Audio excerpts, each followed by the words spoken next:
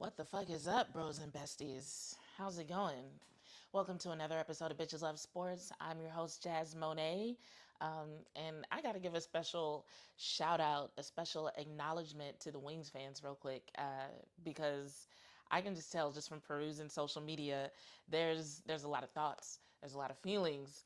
There's a comment already in the chat. Latasha showed up early. So I'm gonna read this comment, but we are not going to get into that conversation right away. I'm going to read this comment because I want her to add to it. I want her to add to it, or any Wings fans who are listening who are so inclined to participate in the chat tonight. I want y'all to add based on the question. Hold on, let me turn this down because this echo is gonna mess me up. Somebody was judging me one time for putting my hand in the camera, and I'm like, look, I ain't got no producers. I don't have anybody I can tell to turn certain things down. So sometimes y'all are gonna get glare on my glasses, and y'all are gonna get my hand on the camera when I'm turning shit down.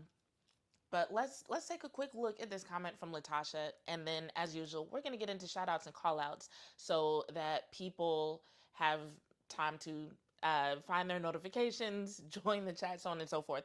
Plus, there's just a lot to talk about around the sports world, which is what shout outs and call outs is for. There's a lot to talk about that I want to get into before we get into the wings of it all. But once we get into the Dallas Wings conversation, we can go pretty much as long as y'all want. I took a nap.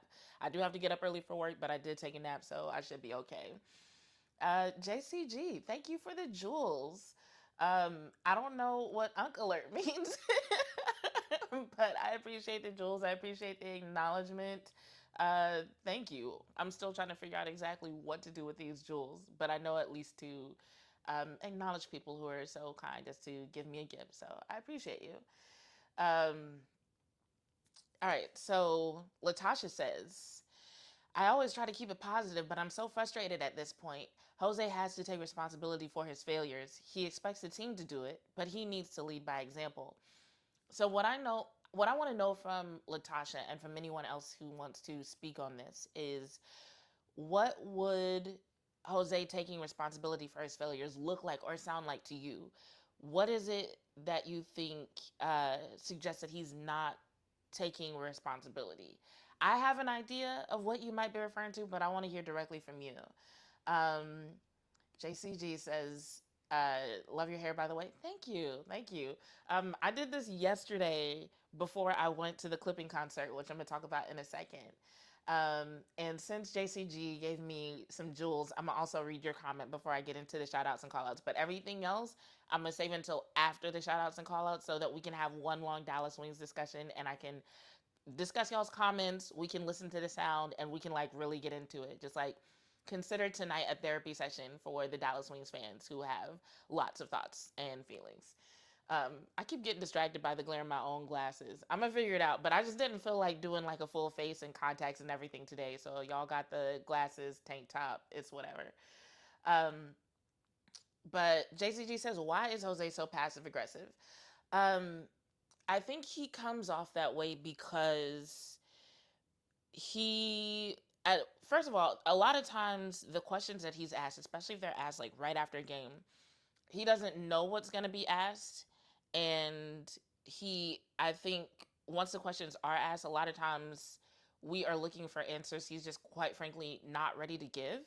um I think he's a person who likes to like look at film and make sure that he's giving the right perspective on how he feels about something. And I think sometimes he either is not ready to give a full explanation. I think sometimes he feels like the fans and or the media are the enemy, like we're trying to make him look bad, and so he gets defensive sometimes. um, I actually think as of late he's done a solid job of just answering the question. It's obvious that he, as well as several members of the team, if not the entire team, they're not in a good mood after a loss. They like, you can tell how they feel about a loss by how they approach the press conference. Like even Paige had a press conference recently where it was like obvious he was pissed, you know? And so I think that's another reason why he comes off passive aggressive, because he's trying to answer questions, but I think sometimes sometimes there are things that we kind of know the answers to, but we need a quote. And I think sometimes whenever he picks up on that, he's like, why are you asking me this question when it's obvious what the answer is? Like, what the fuck is the point in you asking this question? Like, what the fuck are you trying to figure out? Is what I think he would say. Um, and so I think it's several things. I think it's several things, but we'll talk about that more once we get to Jose's press conferences. Um, so real quick, I got a few shout outs and call outs. The first shout out actually goes to me and all of us. And the reason why is because recently I was on here talking about my birthday, and y'all were very respectful about me maybe being a little bit more or a little bit less consistent while I was trying to figure out how to celebrate my birthday. And I don't remember if I said it on here or if I said it somewhere else, but um, in 2021, when like I used to have this tradition with my dad of him calling me at midnight on my birthday to tell me happy birthday. In 2021, I was waiting for that call and it never came. What happened was my stepmom ended up calling me a few hours after midnight to tell me that my father had been hospitalized, and a few weeks later he passed away. And ever since then, it's been tough for me to celebrate my birthday. And this year I was like, you know what, I think I'm finally ready to like actually do something for my birthday. And I was also thinking about the fact that like if this thing that we're doing keeps growing, I may not always have the luxury of just deciding which days I do and don't work. I also may not always have the luxury of having an audience that is so understanding and that is so supportive of me, acknowledging the human side of my life. And instead of being like, nah, you need to do a stream about this, you need to do a stream after this game, just being like, hey, enjoy your day, like we'll be here, yada yada yada. So I appreciate y'all being so supportive. Um, and I think this was the second time that my birthday gift to myself was something related to Daveed Diggs. So way back in 2021, um, they had virtual meet and greets for the cast of Hamilton, and I purchased a virtual meet and greet to talk to Daveed Diggs, and I actually got to talk to him twice. It was pretty dope. And then I've seen Clipping perform since then. Last time I saw them perform was in 2023, but this year they were doing a show in Dallas. Happened to be the same week as my birthday. For anyone who hasn't been keeping up, my birthday was August 3rd. Um, so this year they were doing a show in Dallas, and I just realized I don't have anything on my little blank screen right there, so I'll go ahead and bring up their image. Where is it? Is that it? No, no, no, no. This one. All right. So that's a picture of Clipping in case anybody doesn't know that band. But I went to the show, and so I want to give a shout out to Clipping for putting on like a really good show. Like I said, I hadn't seen them since 2023. They've since then had like a Tiny Desk performance, and they've done a few live shows in other places. But what I really liked about this show was it was my first time seeing them perform with what was her name? Sharon. I kept forgetting her last name. Why is it not on here? I think it was Sharon Udo though. But it was my first time seeing them perform live with Sharon Udo, and she's a pianist and vocalist who has been on a couple of their recorded tracks, and then in their live show, she does a few of their live songs with them. On stage with them, and even has a segment where she's on stage by herself. But it added a really dope element to the show. I don't know how else to describe it. One of the things I love when I see like bands and rappers perform in public is I love to see them do like a different arrangement, a different rendition of the music than they normally do. Like my favorite show of all time is when I went to see Kendrick Lamar perform with the National Symphony Orchestra in DC. I will travel for a good show. And this Clipping performance that I saw yesterday, obviously a different scale, but I would put it right up there in terms of how much I enjoyed it. So it was a really dope show. I'm trying to see if there's anything else I want to say that. Daveed Diggs is one of my favorite rappers. He's also like a Tony and Grammy Award winning actor known for his role in Hamilton. But he's one of my favorite rappers. And if you're not familiar with his music or the music of Clipping, their band, I should say. So if you're not familiar with their music, you should definitely get familiar. As a matter of fact, tomorrow they'll be in Nashville. The day after that, they'll be in Atlanta. And then on Thursday, they are doing the Splendor Misery Festival in New York. So if you have the means to travel to any of those places, or you are in any of those places and you like experimental rap or horrorcore or whatever, check them out. It's a really good show. Daveed Diggs is a great rapper. Also, they're good people. So shout out to them and the other people that I met at the show, because I work a lot and I don't get to do a lot in terms of talking to people like outside of social media or outside of interactions like this with the chat. And so after the show, me and it was like me, Jonathan, who's one of the members of the band, and like this Taiwanese woman and like this really nerdy white dude. And we were just like having this dope ass conversation about AI being used in music and other creative works. And that was fun. And then I got to talk to Daveed afterwards, and that was dope.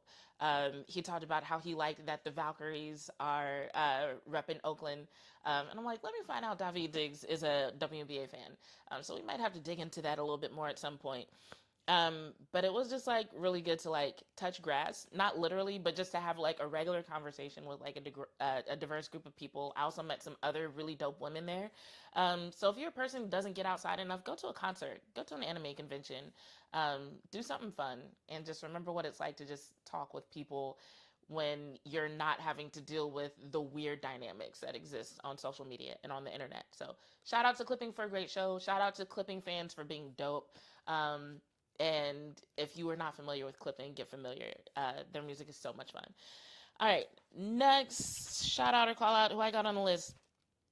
We got to talk about FIFA again. I keep saying I'm gonna do an episode dedicated to FIFA, and I like shit keeps happening before I have time to actually do an episode solely based on FIFA. But anyway, in the latest development, apparently there have been accusations that European football had to pay off Gianni Infantino's mistress when he worked from UEFA. This isn't something that allegedly he did as president of FIFA, but there are allegations that he had a mistress who was working for UEFA at the same time that he was working for UEFA, and that UEFA had to pay her somewhere in the neighborhood of, well, I won't say how much because I don't remember how much, and my notes are all over the place as usual. I'm gonna get better at that.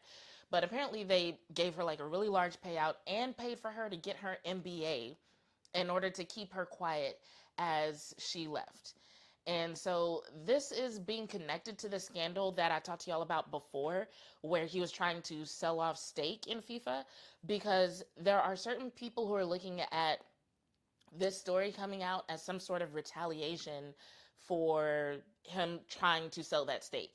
Basically, it's assumed that the people who don't want him to be president anymore just because he tried, it's assumed that they're also putting this story out there to kind of smear his name and hopefully get him out the door. And honestly, I think there's credibility to that. Not necessarily saying that the allegations aren't true, but the reason that this story is coming out right now, I could see that being the reason. Mainly because when something falls through and there's this much money on the line, we're talking about the potential for certain people in powerful places to make billions of dollars. That's not the type of thing that people are just going to let go. It's not the type of thing that people are just going to be like, okay, deal fell through. Oh, well. Like, you can kind of, as a matter of fact, I was kind of wondering who was going to come out with dirt on who first, because it is a type of situation where you would expect some person or some organization to come out with dirt on some other person or some other organization for the sake of trying again. When you have the opportunity to make millions and billions, like for a lot of people, it's worth the risk. It's like, okay, we couldn't do this, the legal way by a vote and have the member organizations just agree. So shit's about to get messy. Shit's going to get dirty. So I could see that. So I tried to find the details of the deal. And what's interesting to me is that even though I couldn't find the details of the deal, what I did find was that, and this makes sense when you think about how these deals normally take place. I'm gonna switch to this tab so Clipping's picture isn't up while we're talking about Gianni Infantino and his corruption. But apparently Gianni Infantino and the companies, it was multiple companies, it was like JP Morgan and then the equity fund guys that I told you about who are related to Trump, they had been talking about this particular stake sale for months, if not years. And so you might be like, okay, well, the people in FIFA were upset because they didn't know anything about it. If this had been going on for months, if not years, how did they not know anything? And that's kind of the whole point. They were kept in the dark for the entire time that Gianni Infantino was discussing this possible sale with people who weren't even part of FIFA. And then he presented it to the members of FIFA under the assumption that they would go along with it because of the money that they stood to gain. And so because he was operating in secret for so long, basically it's not just, okay, we're not going to do the sale. There are a lot of people who feel like they can't trust him anymore because they're like, you operated in secret before. How do we know you're still not doing it? How do we know that you're not just planning some other way to get around doing this? Because you didn't give us any details. You just presented us with this plan, thought we were going to go along with it because of the money. And like you playing in our face. You're acting like we're stupid. So no, we're not okay with this. So just to get everybody caught up, the way this whole situation happened was on July 28th or 29th, depending on when you got the news. That's when the reports came out about what they called the FIFA Forward Enterprise. And it was a commercial entity that was going to go to private equity investors, reportedly led by the Kushner family, for roughly $1 to $2 billion. Then on July 29th, Infantino issued an ultimatum letter. So it was an ultimatum letter first to FIFA's 211 member associations. He promised $40 million in funding to those who backed the proposal by a September 19th deadline. So it was basically almost like bribery, fam. At the same time, he threatened the people who, while threatening that those who did not would receive significantly less. So like, yeah, it kind of feels like a bribe when you're like, okay, we're going to give, if you support it by this date, you get $40 million. If you don't, though, you know. So this whole time he's moving shady. Then on July 31st, it says Infantino's senior advisor, Carlos Cordero, resigned in protest. We talked about that on this show. And even though he came from finance and politics, he called it a bad deal for football. And that's a really bad look when somebody who's from that world is like, yo, this is not a good idea. Like, even though you could get $40 million for your organization, like, don't back this shit. So all of this was a bad look.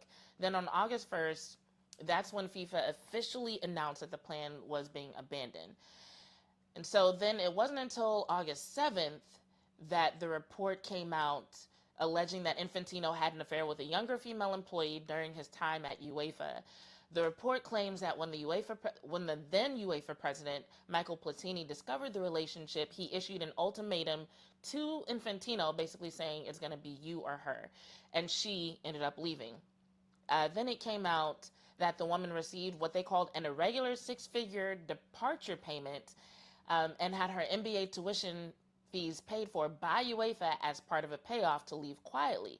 UEFA, the organization, confirmed that a departure payment and MBA fees were paid, but they said that it was in line with the regulations that existed at the time for anybody who was leaving from the staff. And then, of course, Infantino denied that there were ever any kind of affair. And then there was a FIFA spokesperson who said that there were no complaints against him, which just because there were no complaints doesn't mean there was never an affair. And so then FIFA put out this statement that I'm going to pull up for you guys. Did I close it? No, it's over here. So, echoing the recent statements of, I don't know how to pronounce it, I'm going to call it CONMEBOL, that is a really long acronym, and CAF, as well as discussions with FIFA member associations and confederations from around the world, FIFA will not support, facilitate, or tolerate any process concerning the election of the FIFA president that is inconsistent with FIFA statutes, democratic procedures, and established governance framework. The FIFA president was democratically elected by FIFA's member associations and continues to serve with their mandate. It is increasingly evident that there is a concerted and ongoing effort by some to undermine FIFA and its president. Those who do not have the support of FIFA's member association should not seek to achieve through allegation, insinuation, or misinformation what they cannot achieve through FIFA's established democratic processes. Recent reporting has included unsubstantiated assertions and demonstrably false claims concerning FIFA and its president. Speculation and insinuation should not be presented as fact, and repetition does not make an allegation true. So basically, like, what's with all these rumors? The FIFA president has dedicated more than 30 years of his professional life to European and world football, contributing to significant change in the game and in particular to broadening access, resources, and opportunity across world football. Change inevitably challenges established interests, but disagreement with that change cannot justify efforts to undermine the democratic mandate of FIFA's president or the institution he was elected to lead. FIFA welcomes legitimate scrutiny, but scrutiny is not a license to distort facts, amplify unsubstantiated allegations, or manufacture distractions designed to undermine progress.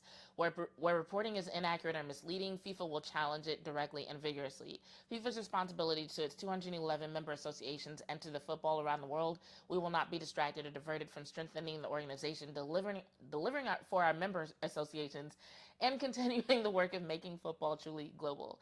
Through the FIFA president and the FIFA administration, our focus remains firmly on that mission, and we are more determined than ever to fulfill it. So, essentially they're saying, hey, we're hearing the rumors. We think that this is all just rumors being spread in order to discredit Infantino and find some other way of getting him out of his position, as opposed to going through the democratic means. Now, what's interesting about all this is the fact that this plan to sell off a stake in FIFA actually might have been part of Infantino's plan for when he would ultimately leave. Because let's see. I think I have the right page up, but just let me find that. All right, so it says here, Infantino's current term as FIFA president is legally mandated to end in 2031. Senior sports executives revealed that Infantino had quietly eyed taking over a lucrative executive commissioner-style role at the newly created FFE spinoff once his presidency concluded. Moving into the private equity-backed corporate branch would allow him to bypass FIFA's rigid presidential salary caps, and it would have put his personal compensation in line with major U.S. sports commissioners, such as the NFL's Roger Goodell, who earns upwards of $60 million annually. So basically, FIFA's salary caps would cap him at $6 million. If he were to go into this private equity business that he was going to create, he could potentially earn 10 times that every year. So that's why a lot of people are like, no, we can't trust this man, because he's not just going to go quietly not receiving that. So FIFA's statement talked about rumors and was basically like, hey, just because you don't agree with something, you can't start spreading these negative rumors about something. But the thing that I would argue in relation to that is that it's not just disagreeing about this one thing. Once again, it's about the fact that they really feel like they can't trust him. It's about the fact that he operated in secret and they don't know what he might be doing now, because he's done so many things without their permission. He's done so many things without consulting with them, without going through the proper processes himself. Going back to the FIFA World Peace Prize and several other things that happened when it came to the organization and planning of the World Cup. There were so many things that happened that they did not like, did not approve of, that he did not consult them on. And then this comes out that he'd been working on for months with organizations not connected to FIFA. And they're like, okay, so you've been planning this and didn't talk to anybody, didn't bring it up with anybody. So I don't know what procedures they have in place to address the lack of trust, but apparently whatever procedures they do have in place are not sufficient, and that's why people decided to take this other route. So are the allegations true? No idea. But I think it's less related to this disagreement about how people feel about the offer itself, and it has more to do with about how people felt about how Infantino went about putting that into place and the lack of trust related to him now. So it'll be interesting to see what happens moving forward, because it sounds like UEFA still has some issues, may or may not continue moving forward with their boycott. So this won't be the last time that there's FIFA news to discuss in the shout-outs and call-outs. But with that being said, I'm actually going to skip the Cowboys shout-out that I had. I'm going to skip the video part of it. It was a shout-out to CeeDee Lamb because, like, his mindset, based on the interviews that he's done so far during training camp, is just impeccable. And I love that for him because, one, especially at the stage that they're in terms of their season, during training camp, a positive mindset, and I won't even call it positive. Positive is not the word. I feel like he has a competitive mindset in the sense that he's looking at his own development and his approach to this season and his role in this season in the right way.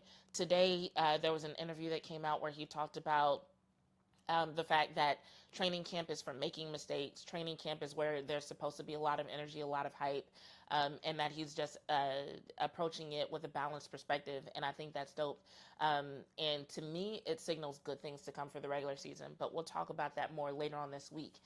What I want to talk about before we get into the Dallas Wings is a shout out to, honestly, a lot of people. It's a shout out to the people who were online making content about uh, Asia Wilson and the block that she got on Caitlin Clark. It's also a shout out to the people who have been having respectful discourse about. There are just so many controversial headlines around the WNBA, but like there's a lot of people who are taking it to the extreme, but then there are a lot of people who are actually starting really good conversations. But the specific shout outs I want to give are to Cheryl Miller, Sue Bird, and Maria Taylor. Today during the broadcast of the Wings Lynx game, during halftime, they did talk about some of the controversial headlines related to the WNBA, especially Dejanay Carrington and her white privilege social media post. And they didn't really dive into the post itself, but more so what it represented in terms of where the WNBA is now and the discourse that's happening among media, fans, pseudo fans, enthusiasts, political figures, activists, so on and so forth. There are a lot of people who are not necessarily fans, players, or media legitimately covering the WNBA who have opinions right now. And I won't show the clip because I don't know how they handle the rights to like halftime coverage, and I don't want the stream to get taken down or demonetized. But one of the things Cheryl Miller said, she was talking about the fact that she felt like what the WNBA needs right now is the same type of leadership that led to the renegotiation of the CBA. And she said what they needed is the players to, quote, stand up for their brand and not watch a bunch of outsiders hijack the league and our narrative. Sue Bird followed that up with a statement of her own. Part of what she said was, I do think that there are people trying to leverage our league for their own personal gain. So first of all, shout out to Cheryl Miller and Sue Bird for referring to the WNBA as our league. I like that they're still taking ownership of it.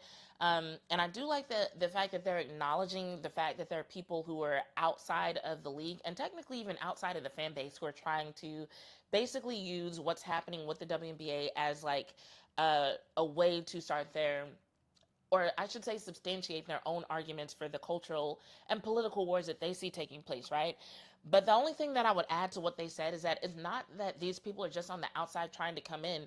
These people are being invited in, right? It's like they're being invited in, and it's like when Sophie Cunningham goes out and says things like what she says, you know, but then she tries to be like, why can't we just keep it to basketball? And it's like, well, you started that, right? Nobody told you to say what you said. You did not have to do that. You did not have to follow up with, I said what I said. You did not have to send your teammates into a press conference where a statement had to be made on your behalf because you won't speak for yourself and you don't know how to handle the can of worms that you open. You know what I'm saying? And honestly, same thing for the WNBA in general. And I've said this before, and I'm going to keep saying it because I think it's something that we need to remember. As soon as we saw high-profile sports personalities like Stephen A. Smith, like Shannon Sharp, like Cam Newton, and several other people on ESPN, on FS1, and there were a lot of people covering sports who ran with this narrative, and the WNBA never did anything about it. But as soon as they started this narrative that black women in the WNBA were jealous of Caitlin Clark and were treating her differently because they were jealous, the WNBA had an opportunity at that time to nip it in the bud, because it is harder when it's a bunch of randoms on social media. But once it becomes people you can point to, stations you can point to, that's when you can also put out a statement. And to this day, the WNBA has never clarified that the statements that are connected to, jealousy and, even if there are like one or two people who acted out, who did something out of pocket, there's no evidence that black women in the WNBA as a whole are jealous of Caitlin Clark and mistreating her because of that. You know what I'm saying? And even recently, when Candace Parker said what she said about the All-Star voting, and there were a lot of narratives about the All-Star voting, the WNBA didn't step in then. So it's like you keep letting these narratives go on and on and on. And then people are like, oh my God, like, why are these conversations so toxic? Why are these storylines so toxic? Why is it so hard to stick to basketball? And it's like, because you let this continue, like, you let things get to this point. And I think the other thing that's interesting about what they said is the fact that it's interesting that Cheryl Miller is calling for a specific type of leadership, with it being that the WNBA actually does have leadership. The WNBA has a commissioner, and it's not like she was like, yeah, Kathy needs to step up, and they didn't even suggest that it was like an unsolvable problem. They're not like, yeah, it's too late to put the water back in the bottle. They're basically like bypassing Kathy and being like, yo, fuck all that. Players, and you know who you are. All y'all people who got together to help take care of this CBA, those are who we need. And I think it's interesting that she's calling upon that type of leadership. Sue Bird did mention everybody, but Cheryl Miller kind of started the conversation about the need for leadership with that specific set of players. And I thought that was an interesting way to express her perspective. But Maria Taylor, and I didn't write down her full quote, but she was talking about basketball plays being used as quote unquote ammunition for culture wars. And that is something that's different than what was happening before. Before, it was people kind of speculating about people's motives. And lately, it has gotten to the point where every foul, every flagrant foul, every penalty for a foul has been analyzed and kind of used to perpetuate these conversations that are happening related to the culture wars and the political wars. But one of the things Maria Taylor said, she said something about there being turbulence along the way, but that the WNBA would reach its cruising altitude. And I think she had a point there. Something that I've said a lot in the past is about the fact that the WNBA has to deal with certain things in terms of growing pains that other sports leagues, especially men's sports leagues, don't have to deal with. And that's queerphobia and misogyny. The fact that they have to deal with that means their growing pains will look different than other sports leagues' growing pains. And so I do think she's right about that. This is going to be a complicated situation to resolve. And it might even get worse before it gets better. I don't know. But I just wanted to acknowledge that those conversations are happening and at least shout out the people who are handling those conversations responsibly and not just pouring more and more gasoline on those fires. So that being said, I'm going to take a sip of water, read what y'all are saying in the chat. And then pretty much for today's Dallas Wings discussion, we are going to just listen to the press conferences, because everything that's been said in the press conferences for the past couple of games, I feel like can be the basis for the conversations that we want to have about the Dallas Wings right now. Sorry, I forgot to mute my mic, y'all. All right, let me scroll up a little bit. Dover also likes new hair. So what's funny is this is actually not new hair. This is how I normally wear my hair, but this year I've been so busy, and I've been working all the time, and quite frankly, semi-broke. I don't like calling myself broke, but it wasn't in my budget for me to get the supplies I needed to do my hair, or for me to even stop working long enough to do my hair. This is basically damn near a whole day's work. Roxy says, hey Jazz, you sweet sexy bitch. Damn, their teamwork looked like preseason. Thanks for the compliment. I wasn't sure where that statement was going. I just put that up on the screen. Defense disorganization was atrocious. Fam, Roxy, facts. I was watching the game today and I was just like, it's one thing. I've talked before about how the Dallas Wings, their defense has, on the defensive side of the ball, I should say, they seem to have issues recovering. But today, there seemed to be several times where it's they were getting to the other end of the court and didn't even seem to know where they should be. I'm just like, why do they look so confused? So defense disorganization, 100%. It looked terrible today. It looked awful. And yeah, I don't know what to think about it. Hold on, I'm gonna put a pin in that, and then we'll talk about that more when we get to Coach's press conference. Wander says, is the mic low for anyone else? Let me know if it is, especially before we get to the sound here. Actually, let me just double check my settings because I was having issues with the mic before we got started today. And it could be that in my efforts to fix it, I fucked it up. Testing, testing. Let's see. Maybe we try that.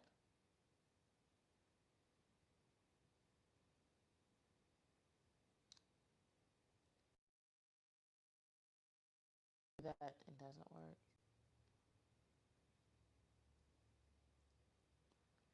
Okay. Just let me know if that's better. And I'm sorry I'm stuffy, y'all. I've been battling allergies all day. I'm just glad that I don't have to stop and blow my nose. But let me know if that's better. I'll scroll down in a second to see what you have to say about it. Dover says, I've been waiting for a live from you. I'm curious to get your perspective on the interactions between Jose and Christian, the media member. It seems like they really do not like each other. Which one is Christian? I don't know what you're talking about, Dover. Real shit. Be specific. Drop a link in the chat, and I'd be glad to explore that for you. Latasha says, I think his rotations are bad. And I think he also tends to not continue to go with what's working at the moment. JCG says, he never recognizes being outcoached. And the way he answers questions is like the mistakes are always on the players and never on him. I don't know if I agree with that. I don't know if I agree with that 100%.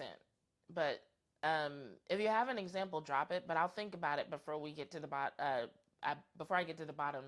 And I'll also think about it while we'll listen to his answers today. As far as recognizing being outcoached, I don't hear most coaches acknowledge being outcoached, you know? I'm trying to think of the last time I heard a coach just be like, I guess it depends on how you want him to say it. To me, when he says certain things, especially related to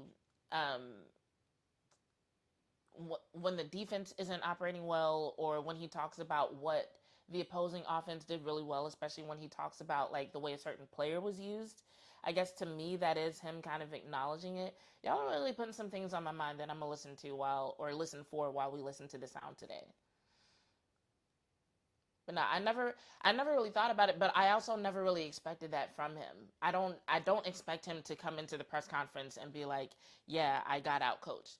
But I also I look at him as a first year head coach in the WNBA, and I thoroughly expected him to fuck up this season. And I think especially given the fact that the Dallas Wings did not already have a foundation of a successful team, to be like, okay, with a couple more pieces, a couple of adjustments, we can do X, Y, Z. It's like he's basically taking a program that was losing for at least 2 seasons in a row, trying to tweak it, give it the right roster, the right personnel to like try to get them in the playoffs, which seems to be like the minimum expectation for a lot of people. It's a lot of people's first year with this organization. It's some people's first year working with each other. It's his first year in the WNBA. So I think for me, I expected him to fuck up. And so that's why I don't expect him to go into a press conference and be like, yeah, I got outcoached by Cheryl Reeve. I got outcoached by Becky Hammond. Well, fucking duh. And so I don't listen for shit like that. And so maybe that's why I don't think about it when he doesn't say certain things. I'm just like, yeah, all right. Um, I don't know. I think there are a lot of people who are upset by things that I'm just like, yeah, given the circumstances and the situations leading into the season, yeah, those are things that are going to happen. These are things that I expect from a coach who's in a brand new situation and is experiencing things he's never experienced before. So, Wander says, I'm glad you're doing the live today and not after Friday's presser. I was more annoyed by him than usual.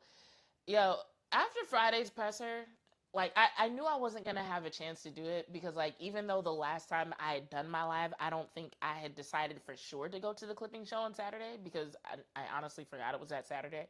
Um, but after Friday, there were a lot of people who stuck around to work, and I stuck around just because traffic was bad. But I was just like, there's yeah, there's nothing that productive that's gonna come from this conversation. Okay, let me scroll down to the bottom to see. Is the mic still low? Nobody said anything about it yet.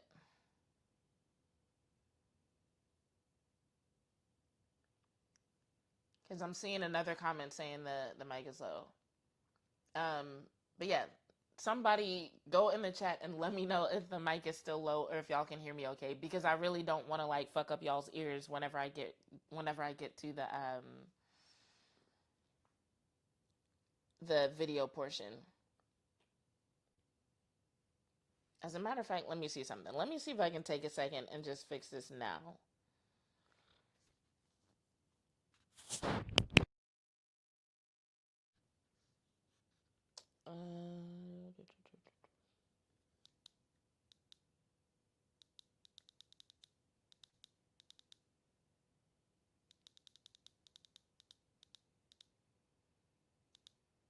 Testing?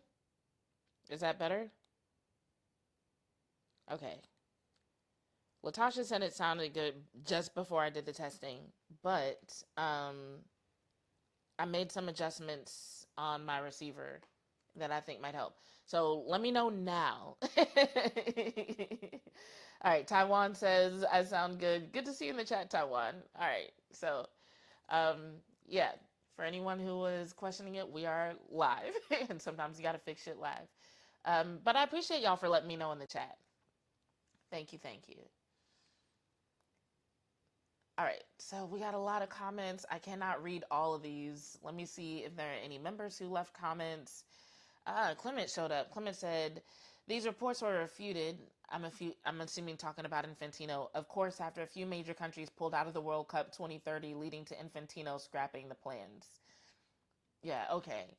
So yeah, I wasn't sure what to make of the allegations because sometimes there's support for it, but then in this case, there was nobody really supporting it, and it wasn't even really clear where the allegations came from. But there was like no evidence that they were true. It just seemed like one of those things that's easy to put out there.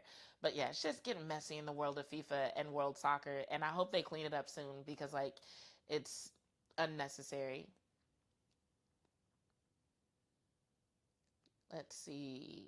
Latasha says, I think Jose should have a better handle on responding to the media after coaching college for several decades. Um, that's a reasonable expectation, except that just the level of media that he had to deal with is different than what he's dealing with now. So yeah, that would be, I do think he needs to work on how he handles it, but I don't necessarily think that like his college experience with the media translates to what he's dealing with now.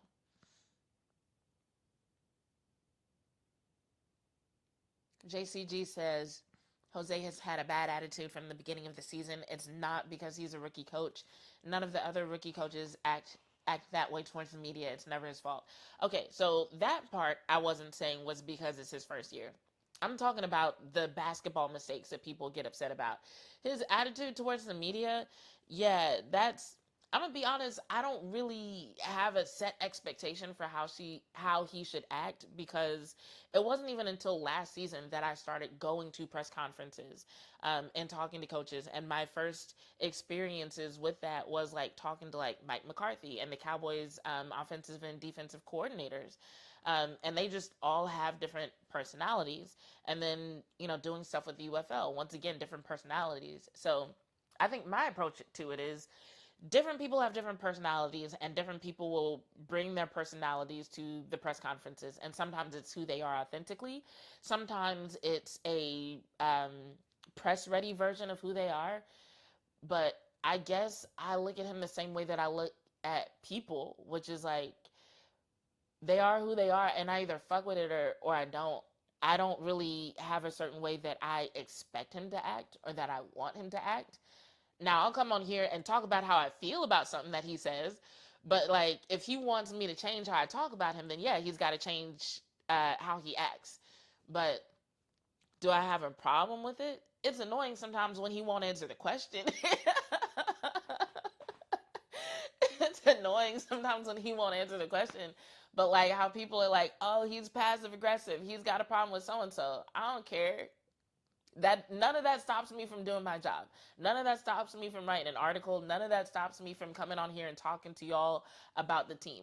So if it bothers him, if he watches my stream and he's like, I don't like how Jazz talks about me, it's like, well, the way I talk about you is based on my interactions with you. So it's up to you to change that or to adjust that. But if he's cool with me saying what I have to say, then he can do whatever he wants. Like, he doesn't have to like me. He doesn't have to be nice to me. You know, there have been days where he has been cool with me. There have been days where he seemed a little bit passive aggressive or standoffish or outright not like my question. It is what it is. And honestly, a lot of that seems to change with whether or not the team is winning. And I think that's the other thing. I'm just like, all right, the team is losing because now they've lost 4 of their last 5, right? Now they've slipped to 8th in the standings. That puts them on the cusp of about to fall out of the playoff standings or the playoff qualification, right? Yeah, he gonna have a bad attitude. I know that about him. I don't expect him to be as happy and smiley as he was when they were on a winning streak. I just don't. So him being passive aggressive or mean or cussing or whatever, I'm just like, yeah, it's because the team is losing. Whatever.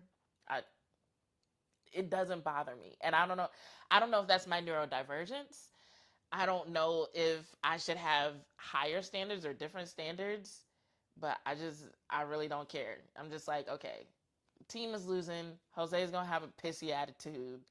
If they start winning again, he's gonna be nice again. It's whatever. I don't talk to him outside of these press conferences. It's not like I gotta text this man and have lunch with him tomorrow. It's whatever. Um, Dover says Christian is a media member who's been asking about Paige's minutes of past few press conferences. Well, we established at the beginning of the season that Coach does not like talking about minutes and rotation. That was something that we literally said in May and the beginning of June. It was a running joke on this podcast that Coach is going to be pissed off if you say the word minutes or rotation. Um, and so if Christian has been doing that, then he should see that coming. I don't know. He should have seen that coming. So, no, I don't think it's personal against Christian. Anybody who asks those questions is going to get that kind of attitude. And that's been the case all fucking season. So, yeah, if he wants to ask those questions, cool. But he's going to open himself up to getting attitude from Coach. And it would be the same if I did it or anybody else did it. But the reason why nobody else is doing it is because we learned back in fucking May, we learned 2 months ago that if you start asking about minutes and asking about rotation, Coach Jose is going to get an attitude. So we don't do that shit. We find other ways to get the information that we want to get. And I can say that definitely. Like, I've literally had conversations with people where we will talk about how what we want to get to is his decision making behind certain rotational decision minutes, yada, yada, yada. And we'll have conversations about how do we ask this question so that he gives the answer that we're looking for without us outright saying minutes and rotation. So if Christian does not want to go that route, then he gonna get some attitude. But no, I don't think anything about that is personal.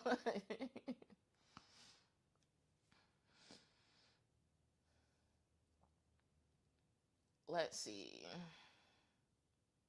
Latasha says he's passive aggressive with everyone. It's not you, Dad. Never thought it was. JCG says he's not good enough. I can't imagine having the opportunity of coaching AZ and Paige and utilizing them this way. That's a valid opinion. How would you use them, JCG? What would you do? Riri says, the issue is other coaches aren't doing that. When the Valkyries lost, Natalie said she was going to look internally with her staff to see how they could better help the team. Do you think he's not looking internally to see how he could better help the team, or do y'all just want him to say that in press conferences? Because, like, they talk about doing film. He's also talked about the role his staff plays. So I'm just like, okay, if he's talked about his coaching staff and how important they are, and he's talked about what they do in terms of working with people in different positions. We see them active in the practices. He's talked about the film sessions. He's talked about them pulling numbers and statistics. So we know he's working internally with his staff. So is it just y'all want to hear him say that in the press conference? Y'all want him to say that out loud? Or do y'all like want him to be more specific about what his staff is doing?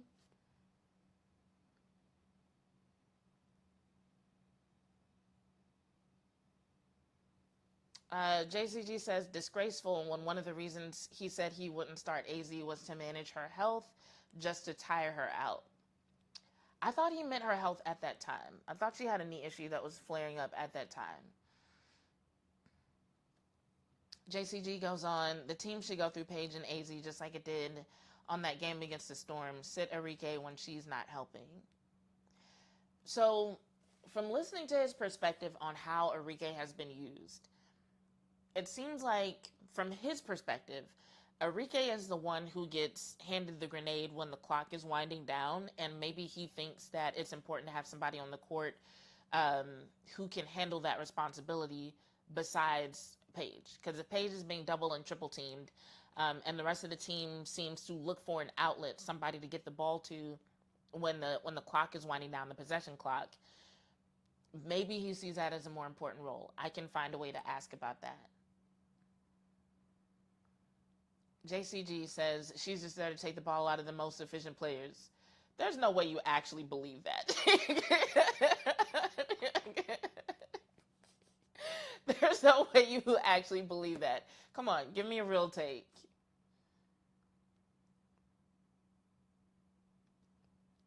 Riri says he hasn't really taken accountability for any of the losses, though. He's got to put his players in positions to succeed.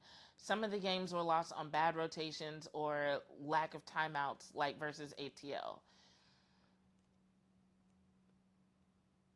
Okay, so it sounds like you want to hear him talk more about, or like take accountability for the rotations. Okay, I can see that because like at least some of his more popular statements about the losses, they do tend to focus on the players. Like one of the things I asked him about recently was when he said we haven't gotten to the point where what did he say? We got to get to the point where every possession matters. So stuff like that, yeah, that is blaming the players. And then he does get defensive when we ask about rotations. So I'm starting to see what y'all are saying about him not taking accountability. And I would say those points are valid when you think about his strongest points. And yeah, even though he has acknowledged that the coaching staff plays a role, there is an imbalance, especially when he's talking about the losses. So I feel you there. All right. Y'all are saying a lot. JCG says, Arike has never won anything in her life. My goodness, the team got to move on from Arike. And move on to who, though?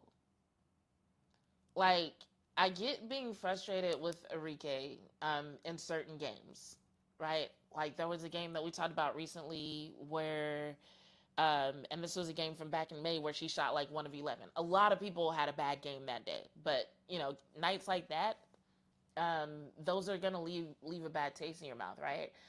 But I also cannot, in good conscience, watch her have good games like what she's had recently. Watch her adjust the role that she's playing on the team. Watch her become someone who shares the ball, who distributes the ball, and then just act like she is the reason. Like she is the cancer. If we were to get rid of Arike, everything would be okay. I don't believe that. I just simply don't. I think there are a lot of people who have a tendency to focus on the negative with her and are not really acknowledging the changing that she's done this season. Like, especially when I see people say, like, yeah, for 2 seasons we've watched Arike, da da da. Well, if you watched Arike in July and the way that her role has been adjusted, then you would see how she's evolving to better fit what this team is trying to transition into. And we've talked about the fact that that's not easy. Also, what Coach Jose said recently about Arike is true. There are a lot of times when she's been put in a bad position because the possession clock is winding down, things have broken down, and she ends up with the ball. And she's the person who has to put up a low percentage shot or figure out what to do with it or figure out how to make something out of a possession that completely fell apart. And it didn't necessarily fall apart because of her. And I'm not really interested in this particular conversation in assigning blame, like, and it's not even the same every time. Maybe it's because of the rotation, maybe it's because of the lack of a plan, maybe it's because the other team was just fucking better, right? But I do think because she's so often the person put in that position, the perception of her is a little bit skewed. I do think because she was the high volume shooter for so long, and now they finally have a coach that's kind of trying to change the offensive identity, and that's taking a little bit of time. Perceptions of her are a little bit skewed. I even think her personality, and again, I don't have a problem with her personality, but I can tell sometimes from the way people talk about her, the fact that she's not a bubbly person, the fact that she's like, I'm gonna look at it how it is, I'm gonna tell you how it is. I don't need to sugarcoat shit. I don't need to like try to come up with an answer that's gonna please you. There are some people who dislike her because of that. Um, and so, is she a perfect player? No. But is the perception of her skewed way more negative than I think it should be? Yeah. I don't think getting rid of Arike is the answer right now. I think there's so many other changes that could and should be made in terms of how this team operates, especially in terms of minutes and rotations, like what some of y'all have been talking about. I think there are so many other things that could improve besides just get rid of Arike. I I don't know. I can't harp on that as the answer. I can't. JCG says every shot for Arike is a low percentage shot, though. There's no way you believe that. There's no way you're watching these games and you actually believe that, JCG. Come on now. That is simply not true. That is not true.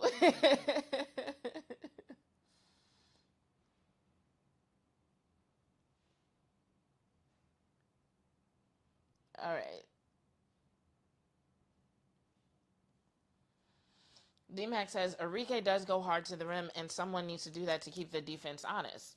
That's the kind of shit that I'm talking about. That's the type of shit that for a little while she wasn't doing as much of. She started doing that more lately. And honestly, DMAC is right. Someone needs to do that to keep the defense honest. It doesn't happen enough. It doesn't happen frequently enough. Like, especially against teams with a really good defense, like the Lynx today, you could see how often it seemed like people hesitated to go towards the rim. And as of late, like, we're used to seeing Paige do it, and a lot of times will kind of fake the drive to the rim and then drop back to hit the mid-range shot that she's good at. She can get away with that because she's good at the mid-range. But outside of that, a lot of times it's either Arike or Odyssey who's doing that dirty work. A lot of times, unless it's like passed to somebody who's like already under the basket. And if we're being real, a lot of times, even when that happens, we don't see the kind of results that we would hope to see. Like, the way Olivia Miles blocked Lee Rue today made no damn sense. And I'm not talking about just the fact that it happened. Olivia Miles can practically fly. We know that. So I'm not surprised that she got up that high. But it was really the thing that I didn't like about the scenario and the way that it played out was um, the fact that Lee wasn't going up strong. And so often we don't see that from our bigs, that they're going up strong. There was one play where it was Alana and somebody else underneath the basket. I don't remember, but it was Alana and somebody else. And I'm just like, it made no damn sense for there not to be a little bit more intensity, a little bit more aggression between the two of them. Um, and I should have taken notes on it, but it was a play where they ended up going to the other side of the court with no points. But like, it was once again, it was seeing our bigs in the paint, but just like no real intensity, no real aggression, you know? Um, so yeah, I I do think that's one of the things that Arike is bringing to the table lately that a lot of people are not acknowledging. Um, and it's interesting because I see a lot of people in the media, a lot of people who are actually covering the game, acknowledging the work that Arike Ogunbowale is doing. I don't know why that hasn't trickled down to the fans in the same way. I'm not sure.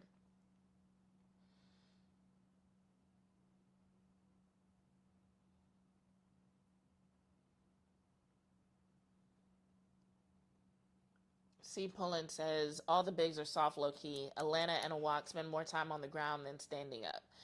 Yeah, and that's one of the things I don't really understand if it's... I don't understand where it's coming from. So if...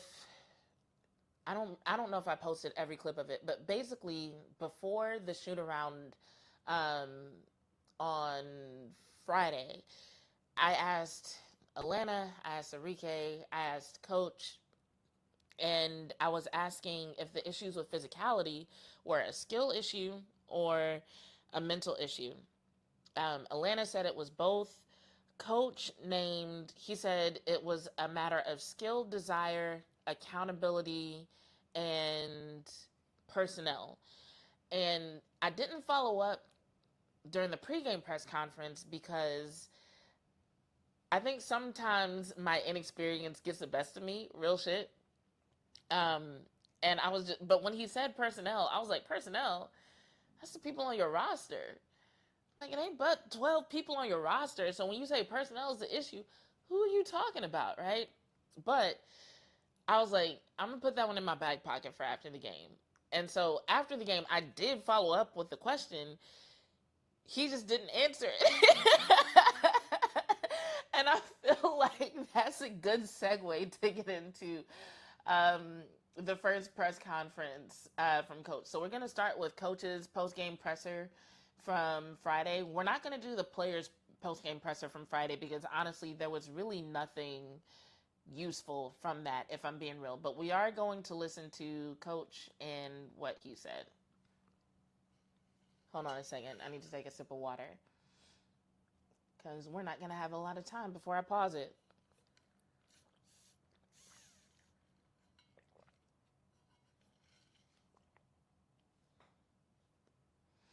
I'm going to read this one more comment because I'm interested. Riri says, Arike is trying. We can't deny that. In this 3-guard lineup where Paige is the tallest and AZ is being overused defensively because we don't have a 3, I don't think we can win like that. Now, on that, I'll agree. I don't think we figured out a winning formula for the team, but I also don't think that it's totally due to Arike Ogunbowale. And actually, before we get into the sound, I just want to make sure that I pull up the stats. And here we go. We got the Lynx there. We got the Valkyries game here. So just a quick review of the stats for the entire team and for Arike Ogunbowale, since we're talking about it. In the game against the Valkyries, it took place on Friday. Let's go ahead and share this tab. And this is just a typical box score. So if y'all are referring to a more niche stat, feel free to put it in the chat. But the Dallas Wings lost by a score of 94-76. Arike had 5 points in that game, 2 of 10 shooting, 1 of 6 from beyond the arc. Now, one thing that I will say is that during games when they tend to struggle, I do think we see the worst side of Arike. Because I think those are the games where she starts to resort to being that high-volume shooter. But those are also the games where it feels like everybody's looking for answers. Because they shot 34% as a team. Nobody was shooting well. And that's a game that I was actually in the building for. I obviously wasn't there for Minnesota today, but I was in the building watching the Wings play against the Valkyries, and the team looked tired. It was not just Arike. They looked tired. And so that was one game where I definitely, like, the people who had an issue with Coach Jose and his rotations, I was among those people because I'm just like, your players are visibly exhausted. What is the point in keeping your starters in when they're visibly exhausted when you have people on the bench who have not even played 10 minutes yet? Either way, you're getting your ass kicked. You're getting your ass handed to you. So why are you leaving, like, Paige out there for 29 minutes? Paige was, I don't know if they showed this on the broadcast, but Paige was on the bench. She was on the stationary bike. She was, like, she visibly had some kind of discomfort in her right knee because she kept rubbing it, kind of, like, shaking it around, trying to get some mobility going, some blood flow going.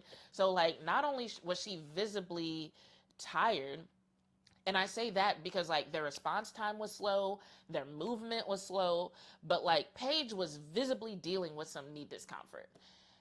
But he put her out there for 29 fucking minutes anyway.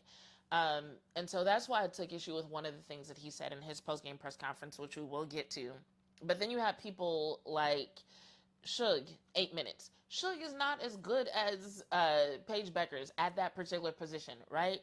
But at least you're not further wearing out one of your stars, one of your starters, in a game that it looks like you can't win because nobody on the court has answers. Nobody on the court even has enough energy to pull it off if you did have an answer.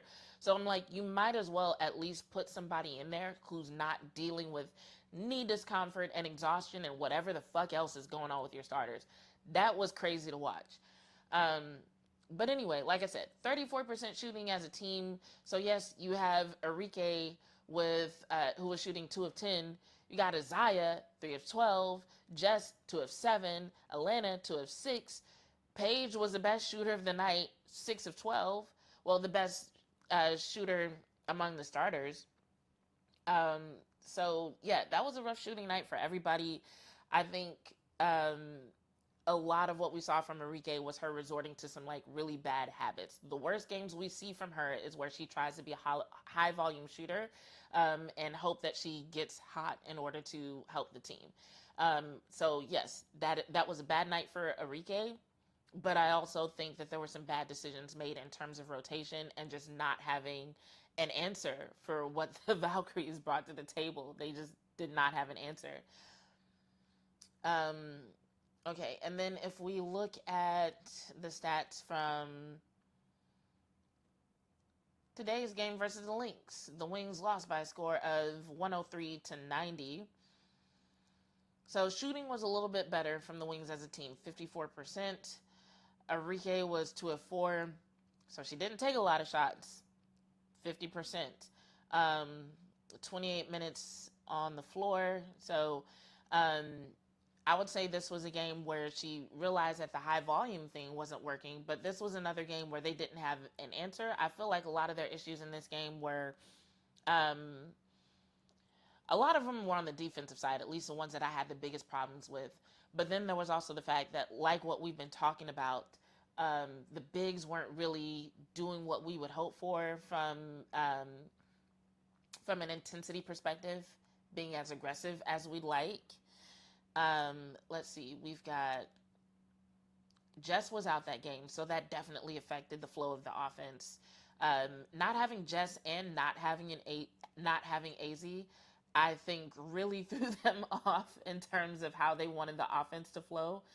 So we had Isaiah 7 of 10, a lot better shooting from her. There was a lot better decision making from her today. And I think Arike was trying to go back to being more of a facilitator. Now, 4 turnovers, not good. And I think that and just the low scoring in general, the low number of points, I think those are the 2 things that a lot of people are pointing to when they talk about having an issue with what Arike did today. But I think defensively, the Wings looked lost when they were on defense. Like, there were several positions where they just, like I said, looked like they didn't know where they were supposed to go or what they were supposed to do. And offensively, the ball movement was slow. They were slow. They looked, I hate to keep using the word confused, but there were several moments where it looked like they weren't sure what they were going to do next, especially for a team that is supposed to pride itself on fast breaks, transition offense. But it's like, if the only time that your offense is good is when you're in transition, do you actually have a good offense, right? And so that points to strategy, that points to not having a plan, because like in transition, you should look good, right? The whole point of transition offense is to get your offense going before the defense can match up against you on the other side of the court. So if you got 4 or 5 people down there and your opposing defense only has 2 or 3, like, yeah, you should be able to get something off. You're outnumbering them, and hopefully you're like mentally ahead of them in terms of what's supposed to happen next. But it's like, even if you just compare what the Lynx offense looked like to what the Wings offense looked like, with the Lynx, part of the reason why K-Mac had a record-breaking night was because they kept getting her open. It seemed like there was always somebody open. The Lynx always had some sort of strategy, some sort of plan to move the ball around to where somebody was going to be open. Somebody could get either a high percentage shot or even if it was a lower percentage shot or a 3-pointer, at least they could try to get it with like either uncontested or with less contested, with it being less contested. Like there were some parts where, or some moments where like somebody was on K-Mac, but they were quite frankly just too far away to like really fuck with their shot. You know what I'm saying? Um, but with the Dallas Wings, everything looked difficult. People were not often open.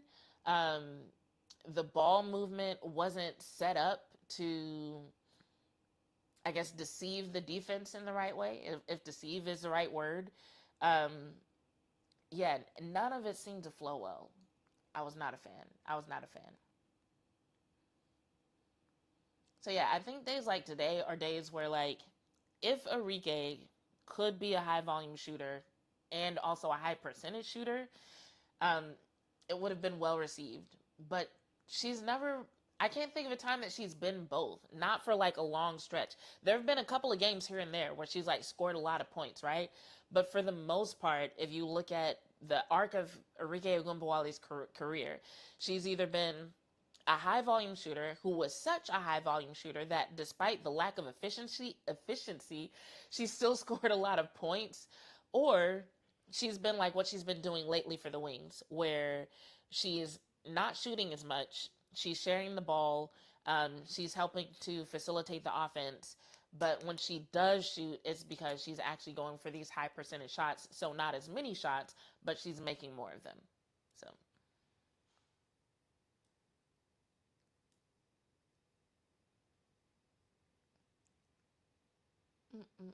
I'm just trying to see if there's anything new in the chat. Latasha says, I have refrained from the Arike hate all of this time, but can we get another guard who can support Paige and AZ without paying $1 million? Well, what would that look like for you?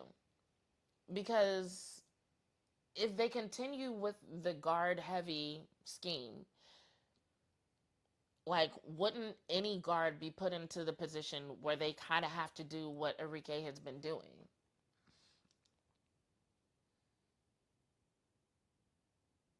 Latasha says Arike is supposed to show up with when AZ is out. Hell, she needs to show that she still has that beat. I think that would work in theory, but it's just like if the offense hasn't been set up for that to happen, like how do they all of a sudden adjust on the fly like that, you know? And that, I think that goes back to what some people are saying with them looking like they didn't really have a plan.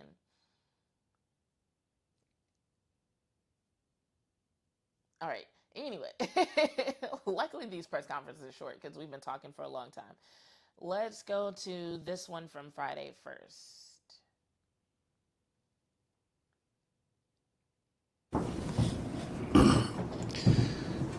Yes. Coach, earlier today when I asked you about the team's physicality, you mentioned desire, skill, accountability, and personnel. So specifically in terms of personnel and accountability, what issues did you see today? All of them. Right.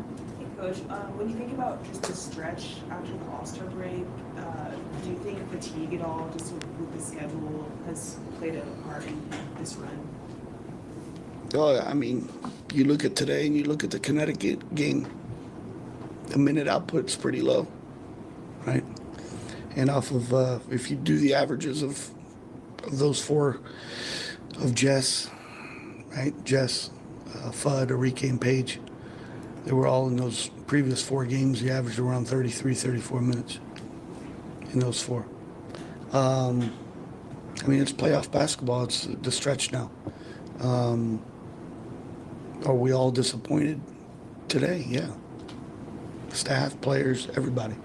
Because I think, you know, and I told our team this, outside of, this was game 32.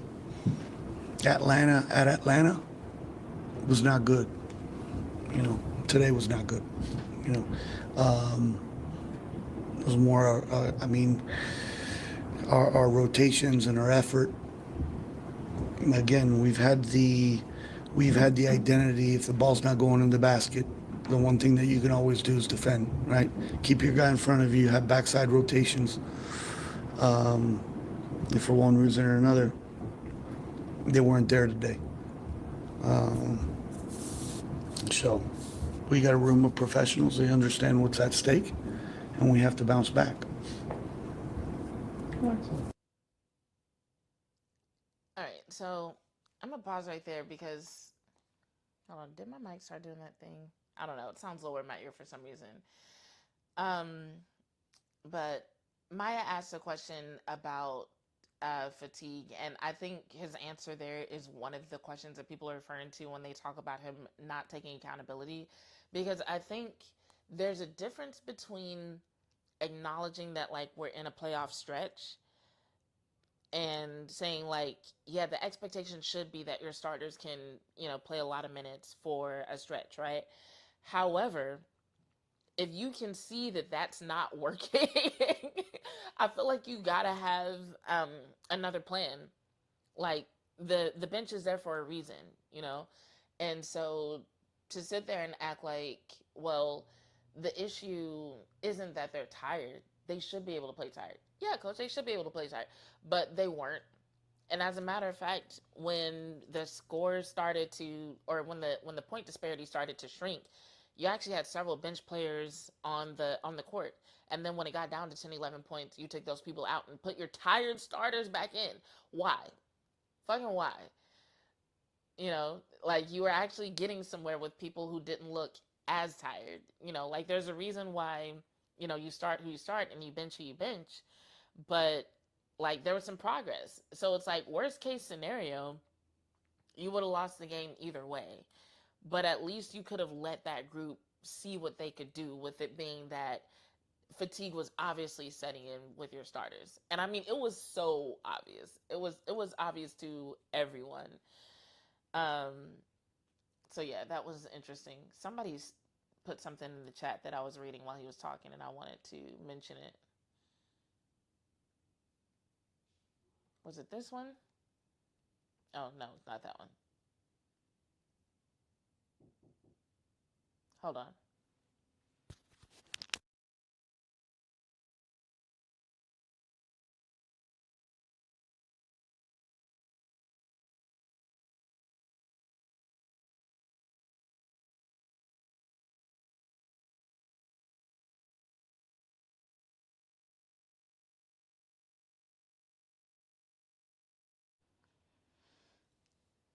Sorry about that.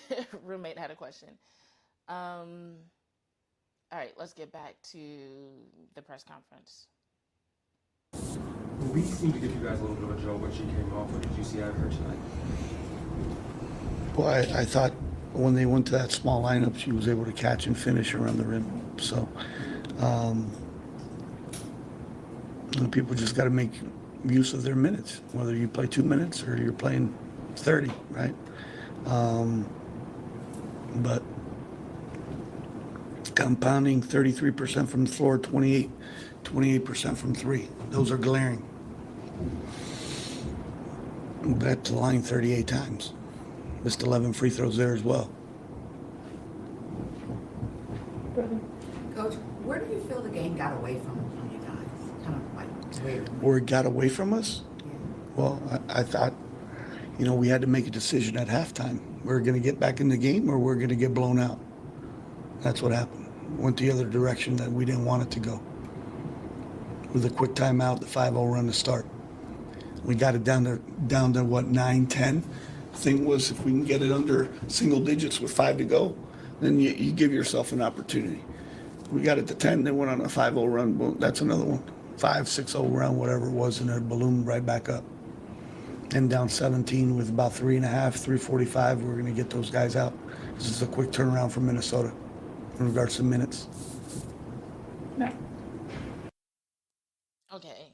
I actually want to see if I can look at the play-by-play and find the point he's talking about when they got it down to 10. Because I really just want to check my own memory and see if it was really right after that he made that big substitution and took a lot of people out. So that was 13, 15.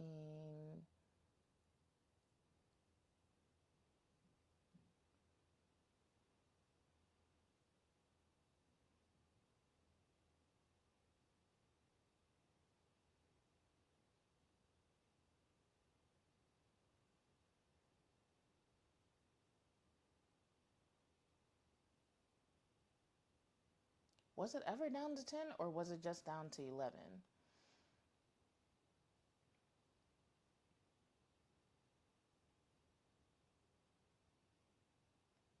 Because I'm looking at this point where it's, let's see, 50 to 62. Lee comes in the game. I don't know. I might have to find it later and get back to y'all next time. Unless somebody remembers when exactly it happened and can tell me in the chat. And then I'll go straight to that moment.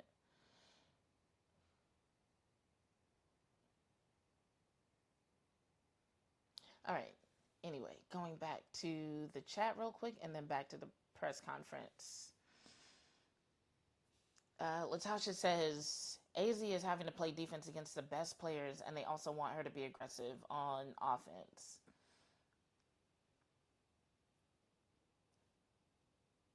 Do you think that's unfair? I think everybody needs to be more aggressive on offense, honestly. Because you're looking at teams who are not only aggressive, but they're aggressive and they hold themselves to a high standard. You know what I'm saying? Like listening to Nafisa Collier after the performance that the Lynx had today, listening to her after the game talk about how they need to lock in on defense. What?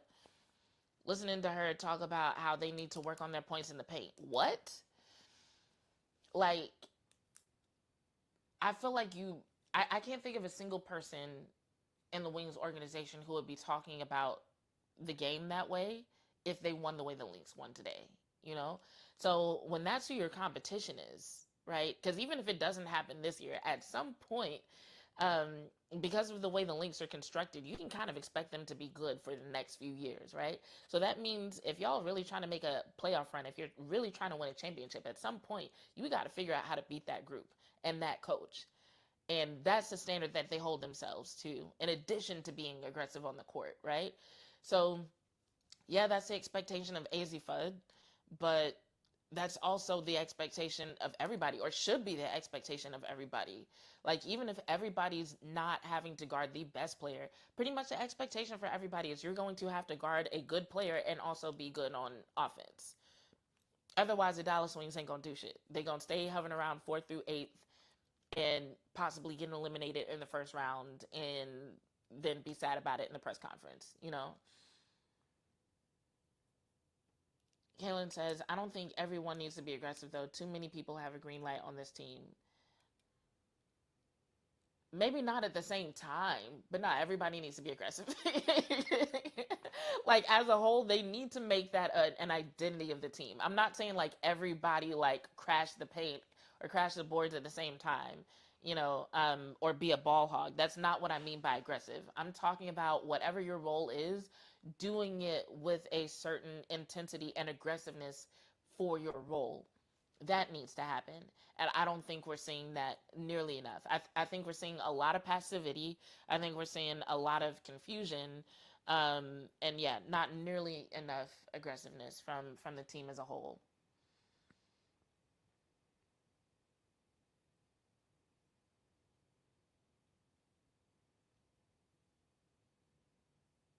Latasha says, that's exactly why I want Nafisa on Dallas. I think everybody wants Nafisa on their team. Like, they call her the queen for a reason. D-Mac says, Arike's shot from 3 is really funky. Just a minor misalignment on any given night is going to doom her efficiency. Yeah, we've seen that over and over again. How many shots have we seen from Arike that literally go into the rim and spin out? Like, most of her misses are like that. Most of her misses are not even like hitting the rim or hitting the glass and bouncing off. She's had so many misses that are like literally in the rim and come out. Like, I don't see any other player dealing with that, and I can't explain it. But yeah, there is some sort of misalignment that is fucking with her shot. Anyway, let's get back to the press conference. Jose, Golden State came in with the best defensive rating in the league. What did they do well to kind of limit what you were able to talk about? Well, again, when you get to the free throw line 38 times, you know, we were able to attack them off the bounce. You know, we got some really, really good looks as well. Sometimes this is a miss or make league, and we missed a lot of shots we normally make. But again, we can do the same and do different things on the defensive end. Guard to guard ghost screens, right? Icing on the side. Tiffany Hayes had a great first half. She's still going left. Movement. And I Now that I'm listening for it, I see what y'all mean when y'all talk about this man not taking accountability. And I'm like, I get that it's serious, but it's just funny to listen to like every question with that perspective in mind now. Oh man. love Tiff. She's from Winter Haven. Coach, in past pressers, Paige has talked about instilling confidence into. Go ahead. I lost your first sentence. Go ahead. Sorry, in the past, Paige has talked about instilling confidence into some of her teammates, like Isaiah, like Shiv. How do you go about when you have a kind of a stretch like this where you're dropping a couple of games? How do you go about instilling confidence into your players? No, I think confidence is great, but we also gotta take individual accountability. Along with that confidence, they gotta get on each other a little bit more. It can't just be the coaching staff.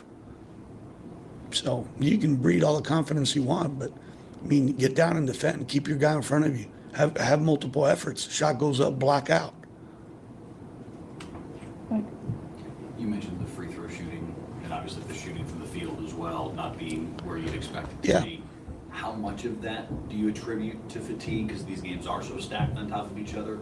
And how much of that is, I don't know what necessarily can be done with the free throw shooting. I think everybody in the league this time of the year has fatigue. Look at Vegas and Indiana yesterday and the minutes all those guys played. 32 games in. They got guys that played in the All-Star game. They got guys going to the World Cup break. Shit, we got to quit making excuses, man. Shit. Drake. All right, so this is what he just said is connected to what I was talking about earlier, which is like, yeah, there are other teams who are probably dealing with some level of fatigue and are handling it differently, right? And I think it's very fair to want your players to be able to do the same thing, to perform at a high level despite the fatigue, However, I also think that you have to also have a plan for when that doesn't happen. And I don't know why it was difficult to anticipate that this might be an issue, but the fact of the matter is it was an issue, and it didn't seem like there was any plan to adjust for that. And I think that's what people are looking at. I don't think anybody's like, oh, the Dallas Wings are the only team that's playing their starters like this. The Dallas Wings are the only team that's dealing with fatigue. No, they are dealing with fatigue. But it's like, okay, when you see that the team isn't responding well to that, why isn't your bench prepared to...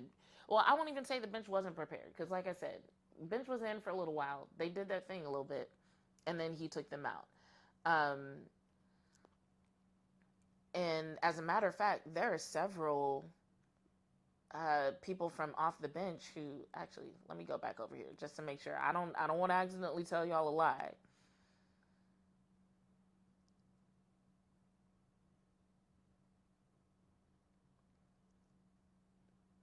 Okay, not several, but the bench players from that game did have a lower plus minus, or a higher plus minus than what the starters had, which that doesn't tell you everything, right? Especially with it being that they were on there for a short amount of time.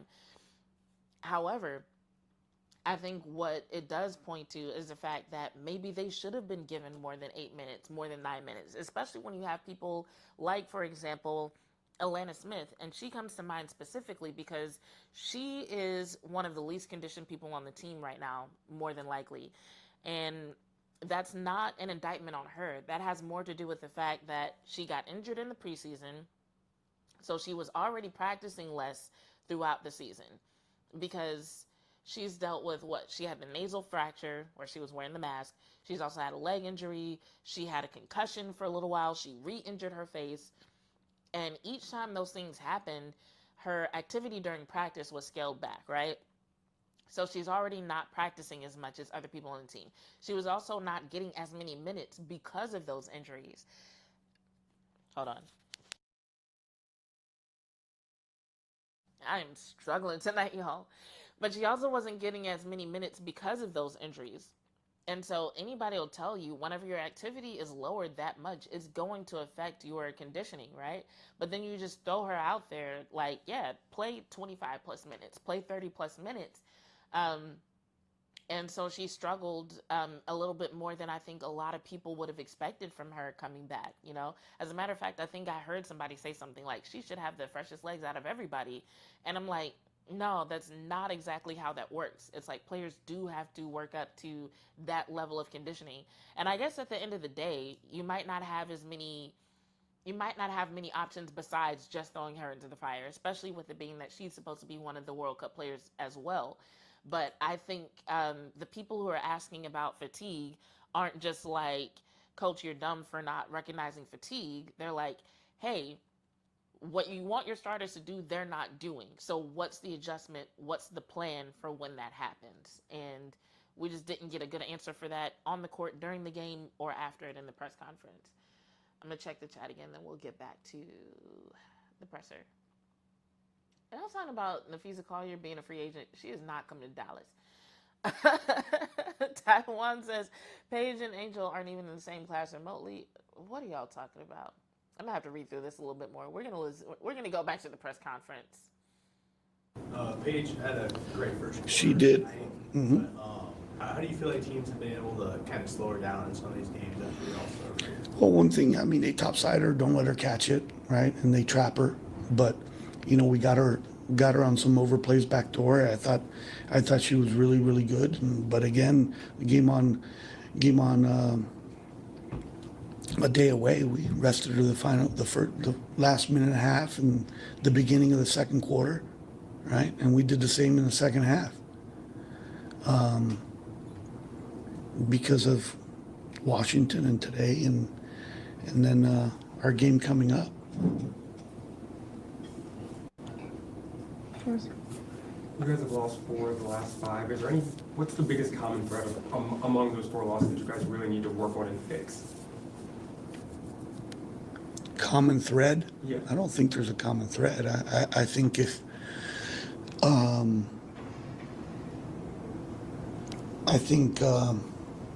going into Washington, you look at the difference in free throws the opponents have taken. I think the last press conference I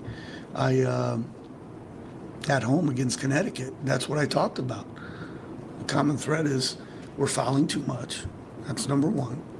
Teams are shooting way more free throws than we are. Right? Today's a little bit of a disparity, and we're getting our ass kicked on the glass. Fair enough? How do you find the jolt that you need, the accountability that you need, the whatever it is to especially from a rebounding perspective, to turn that? How do we find it? Well,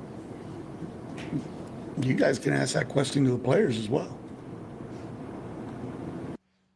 What's funny is Mike actually did ask the players that question, and they didn't have a good answer either. Somebody told me that the way the players answer some of our questions is a reflection of the way Coach answers the questions. And I was just like, they're not even in the same press conference. How would that work? And basically the insinuation was that because Coach is suspicious of us and gives vague answers, that they will also do the same thing when they're feeling defensive. And I thought that was an interesting perspective. But yeah, to the people in the chat who were talking about the lack of accountability, like, yeah, there's your evidence right there. When he says, like, you should ask the players that. What I think might be happening, and this is not an excuse, this is not me saying like, oh, you should give him a pass on that or anything like that. But what I think might be happening is, in his mind, he has a plan that will work. And when it doesn't work, what he's seeing is people on the court doing things that he wishes they wouldn't do. And so for us, what we're seeing is them doing things either in response to not having a plan or doing things based on the type of player that we already know that they are. So we're like, your game plan should account for that, right? And I think what he's saying is they're not sticking to the game plan. And if they did, we would look better. So that's just my speculation on what might be going on. Let's see what y'all are talking about. Someone said my name in the chat. Let's see.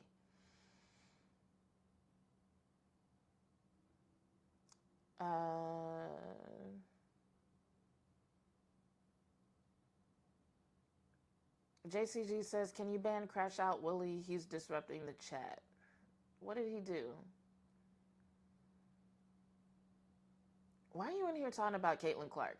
I mean, I wouldn't care, but you're bothering my chat, and they be in here every night. So since they want you out,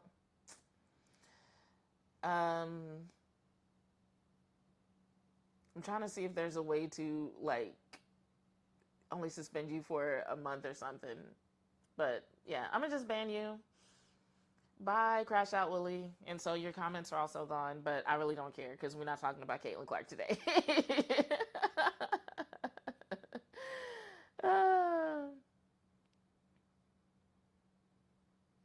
Chat wanted you out, you out. Sorry. Do better next time. Learn how to be a better member of the chat. Don't be a dick. That's like rule number 1 of the chat. Don't be a dick. You were being a dick, Crash Out Willie. All right. But yeah, going back to what y'all were saying about Coach and his accountability or lack thereof, like, yeah, based on those answers, I could see that. And so, yeah, it is tough to defend him when he literally says, like, well, maybe you should ask the players such and such. And then when people do ask him about things that are his responsibility, like the minutes, like the rotations, he does get defensive. He does become passive aggressive. He doesn't typically have good answers. And so as much as from a coaching perspective, like I said, I look at him as a first-year coach who's going to make mistakes. And so do I look at him as a great coach?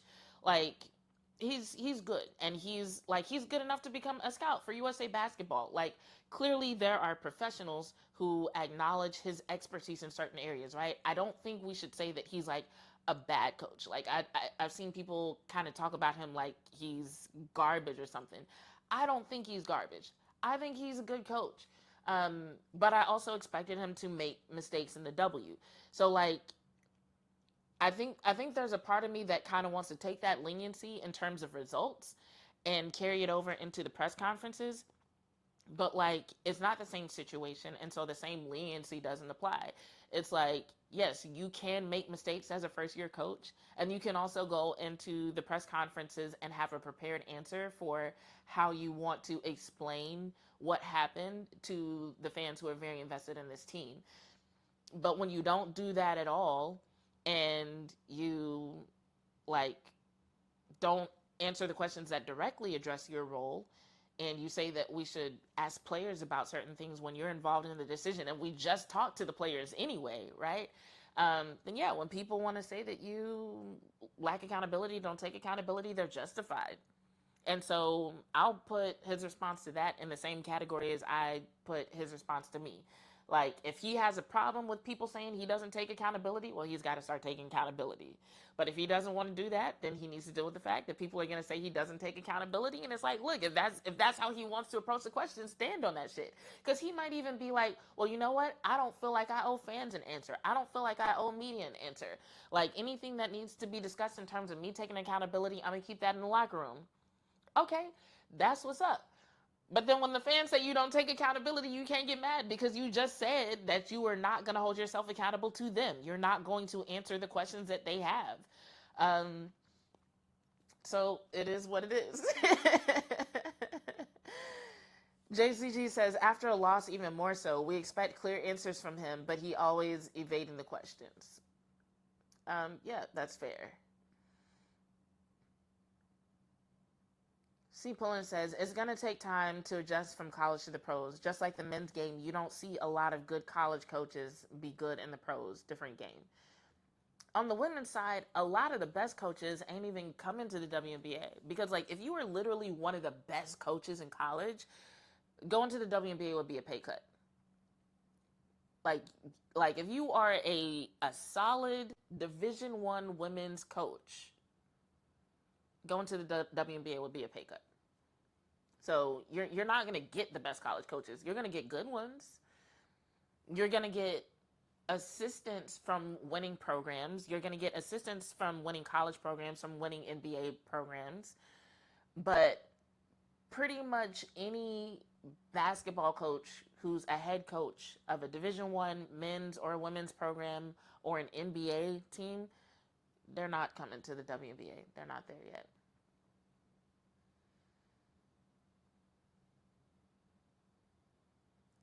Latasha says, does anyone remember the Key and Peele skits where Obama has a translator? I think Jose needs a translator that's doing the reverse. Yo, I actually think I would be good at that job because I think that's what I'd be doing in my head anyway. And I think that's why a lot of the shit he says doesn't bother me for real. I think that's just like an automatic translator. Like, all right. JCG says, why not get a good assistant already in the WNBA? Imagine Nakasa coaching AZ and Paige and actually making Jess play defense. There's competition for those people.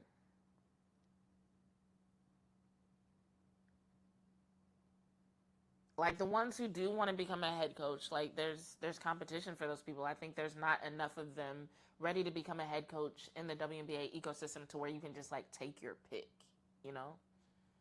So I think that's what they're dealing with. Anyway, let's move on from that to Coach's Presser from today.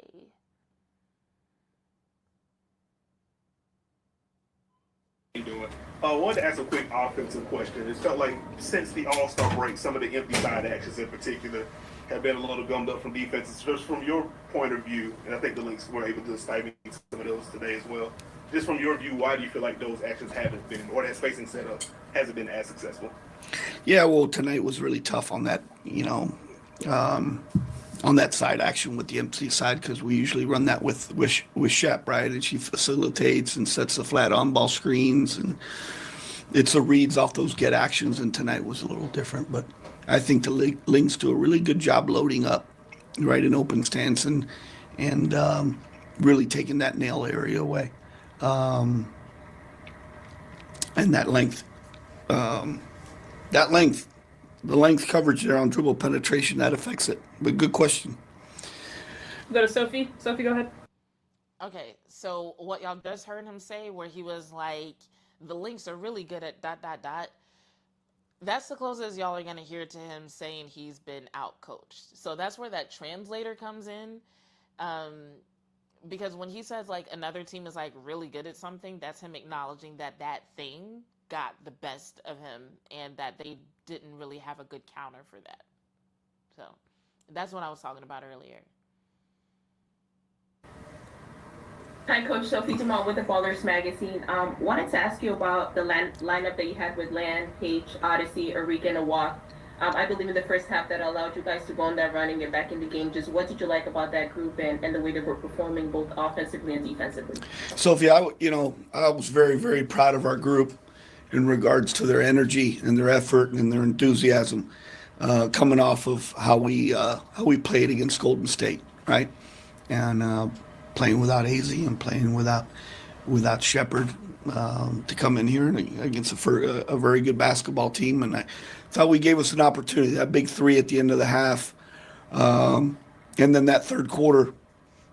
And K-Mac had a super night. She made shots. But the one thing that we talked about was the live ball turnovers. We gave them too many extra possessions, and they capitalized them. That was the difference. Christian, go ahead.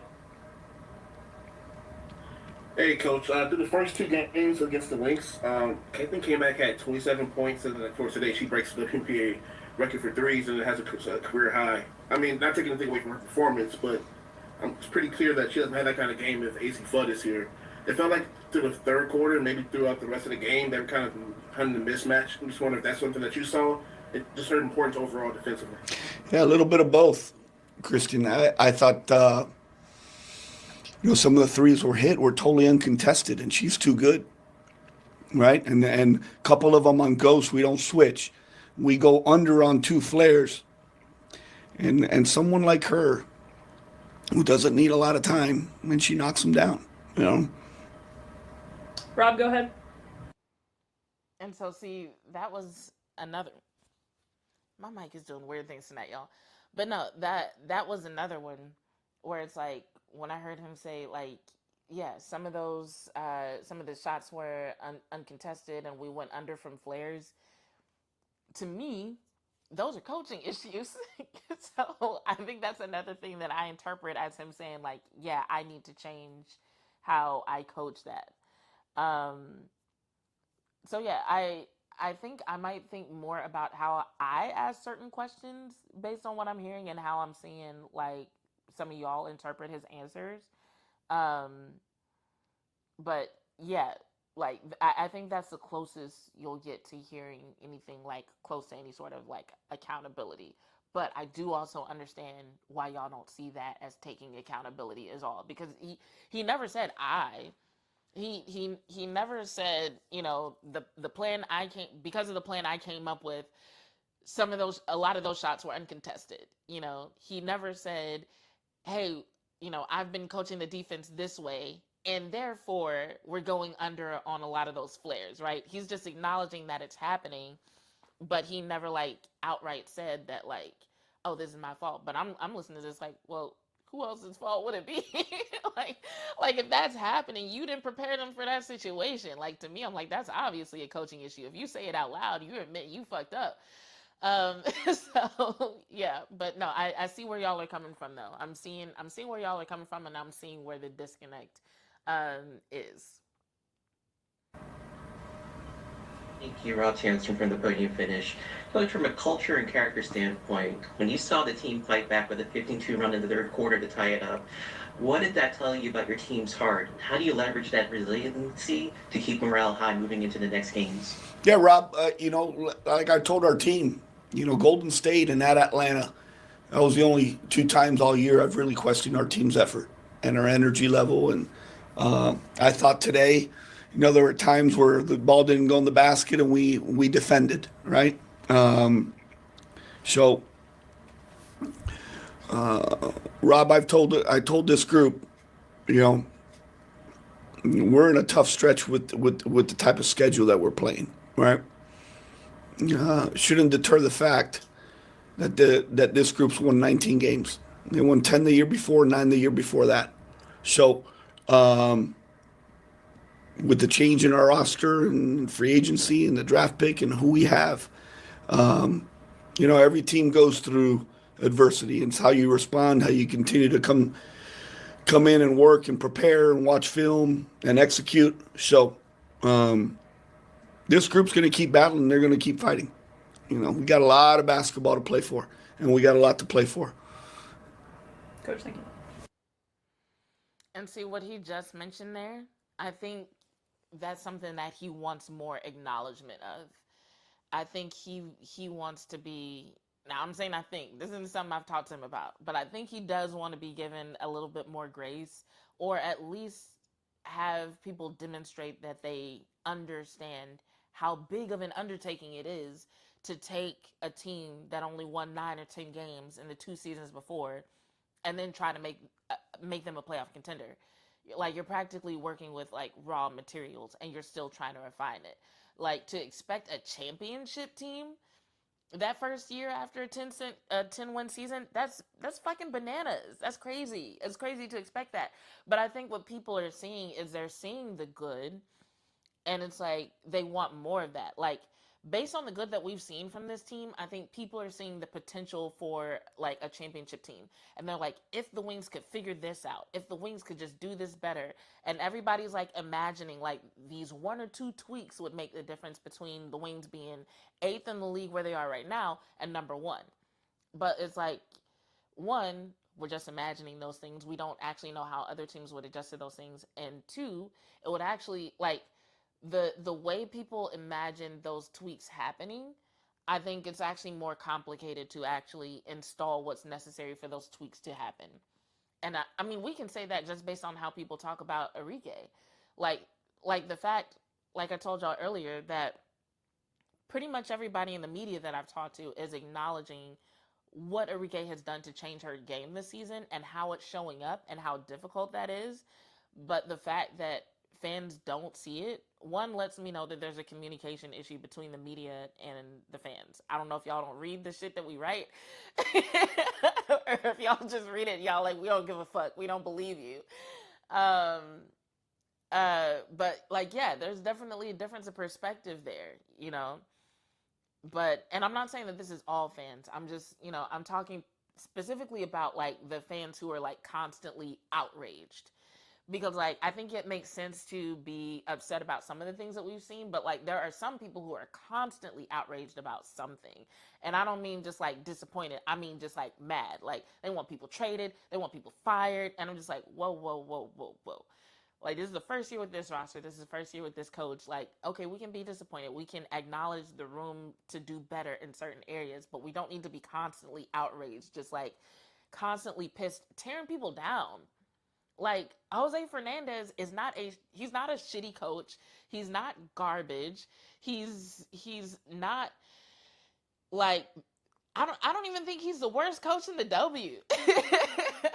But I think I saw in the chat a second ago, somebody was like, how many teams are actually satisfied with their coach? Like, yeah, a lot of teams are not satisfied with their coach, which goes back to what I was saying a second ago about the coaches that end up coaching in the WNBA anyway, you know?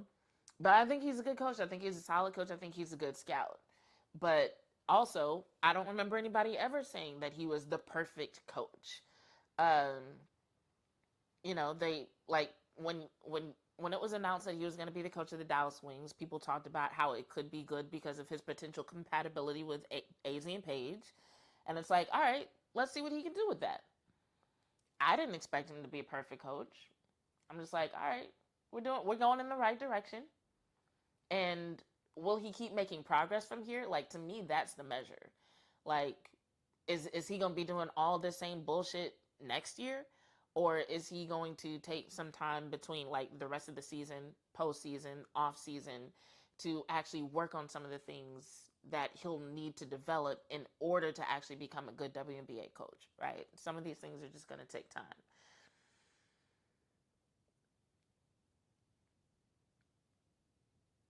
JCG says, we don't care about Arike because she doesn't play winning basketball. You know, get it, Jazz. When Arike is a leading scorer, we lose. When was the last time Arike was a leading scorer? If Arike is a leading scorer, that means the whole team struggled.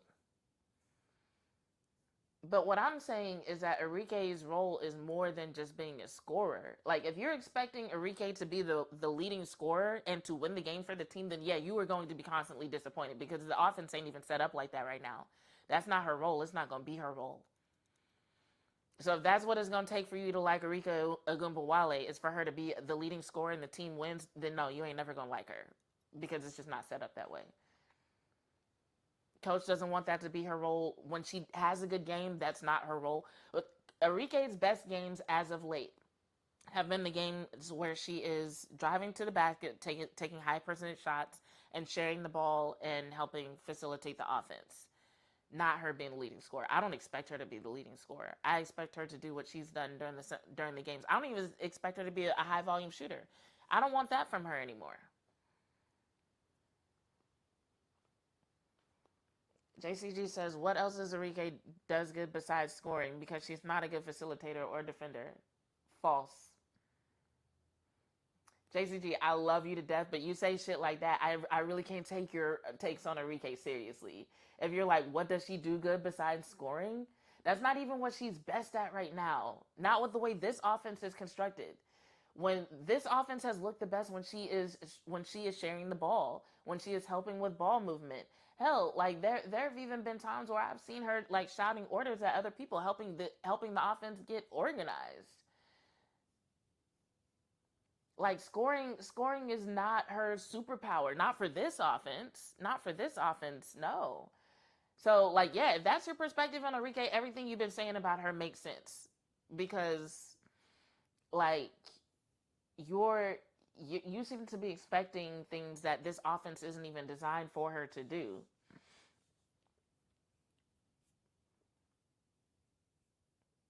Ball movement, like when I say facilitating, like yes, when she gets the ball in the middle of possession, and what I'm talking about is like the last half of July. That's when we started to see the role actually click for her. So the games in like the last half of July, like the last part of the winning streak, and then some of the better moments even in these recent games. Better moments, because obviously the games for the most part weren't great. But yeah, if she gets the ball in time to pass it out, like, yeah, she'll pass the ball, or she's helping get people get organized. Or there's times like what Coach mentioned where she just gets the ball at the end of the shot clock and she got to figure out what to do with it. But like, no, if it's a possession where she's the one getting the ball at the end of the possession, then of course she's not facilitating then, because she got the ball at the end of the possession. It was somebody else who was doing that.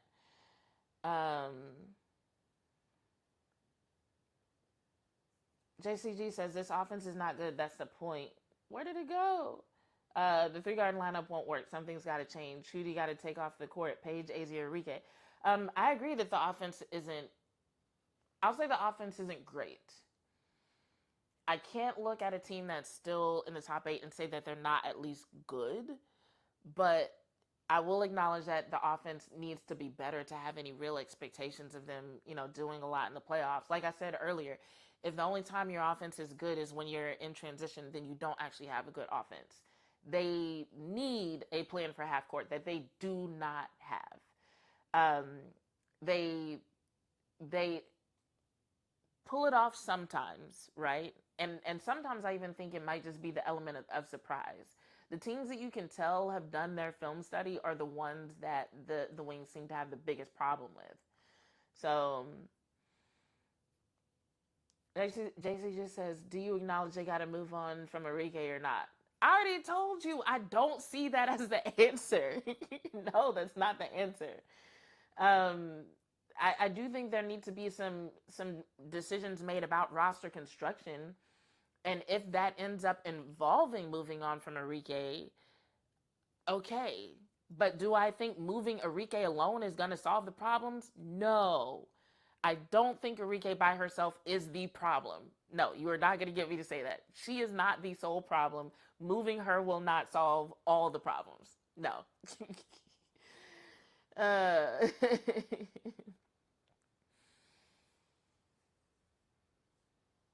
Taiwan says, Arike is one of the most feared and respected players in this league, especially when she's hot. Yeah, legit. Like, I don't think I've talked to a player or a coach who doesn't have respect for Arike. I think it's been unfortunate that her time with the Wings has been marred by inadequate coaching and poor roster construction, and she's just now getting into a role that seems to make sense in terms of efficiency. Like, there were times in the past where it's like they damn near relied on her inefficiency to win games. It was like, yeah, just go out there and shoot a lot. You'll eventually score enough points for us to do well. And that's how she was getting those like high scoring games. But if you look at the shooting percentage from those games, they weren't really high. And so now we're seeing her in a role that actually makes sense, where she can take high percentage shots, where she can use her aggressiveness and intensity in a way that makes sense with the rest of the players around her. And we're just starting to see that, but people are already so fed up, they're not even really acknowledging the good in that. I think that's what's happening in Taiwan.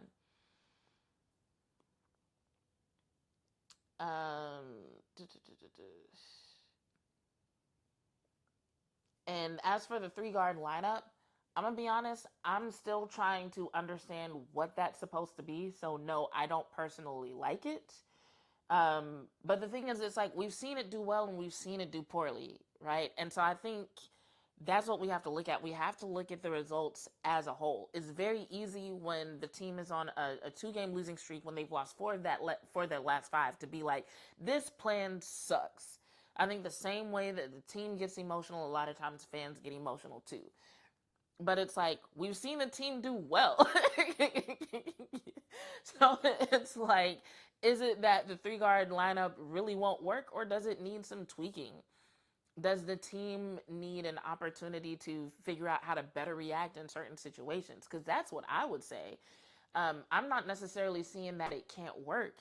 I'm seeing that in certain scenarios, it does work. And in other scenarios, they've got to do better. They've got to be able to respond faster. They've got to have a better sense of their plan. When I see them standing around looking confused, I don't see necessarily that the lineup won't work. I see There's been a disconnect in the coaching. They're not prepared for this situation. How did they end up facing the Minnesota Lynx and they get over there to play defense and people look like they don't know where to stand? Why is it that they're playing the Minnesota Lynx and they look like they don't know which way the ball should go? They look like they don't know what to do offensively in order to get somebody open for a clean shot regularly, you know?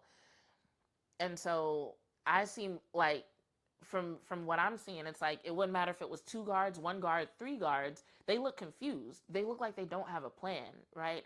I don't see that as a situation that, oh, if Arike was on the bench, it would fix that. Or, oh, if they weren't using 3 guards, it would fix that. Those don't look like skill issues. Those look like preparation issues to me. To me.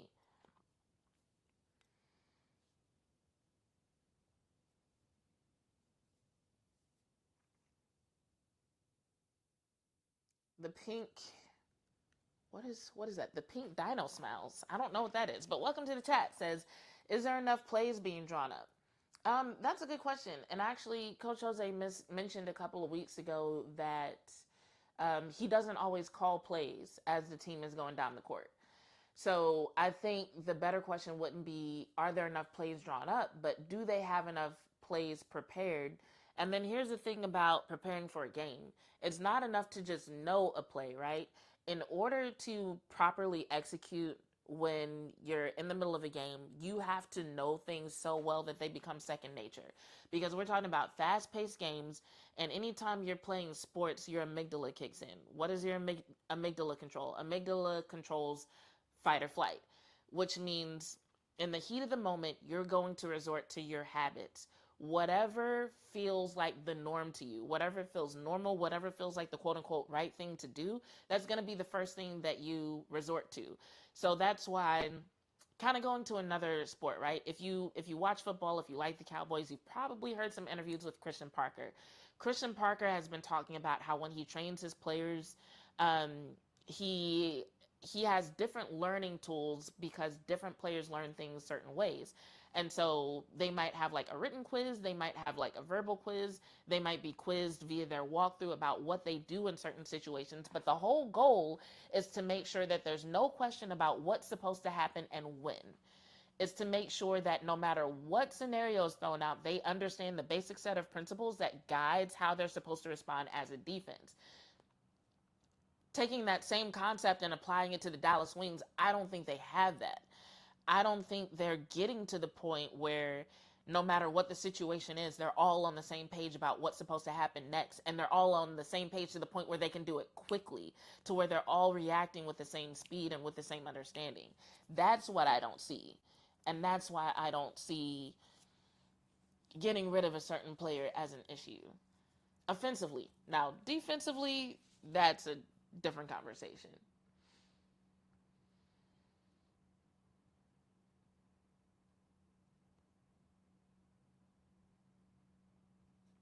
Riri says, honestly, I thought of a lot of our wins were because of fourth quarter heroics, but the issues with the 3-guard lineup were always there. Okay, here's the thing about the fourth quarter heroics. Yes, a lot of the wins were due to that, but they still wouldn't have happened without the other people on the court. And so that's why you heard Paige acknowledging her teammates in several of those wins, because it did have a lot to do with what she was bringing offensively and the shots that she made, but it also had to do with the screens that they were setting for her, which, like, if you look at the Valkyries game, the screens were fucking atrocious. They did better with the screens against the Lynx, but it's like, even with things like that, you can see the difference in the ball movement and in the screens from their wins to their losses. So yeah, fourth quarter heroics are a thing, but also the other people on the court and what they were doing and the speed with which they reacted to what was happening also played a role.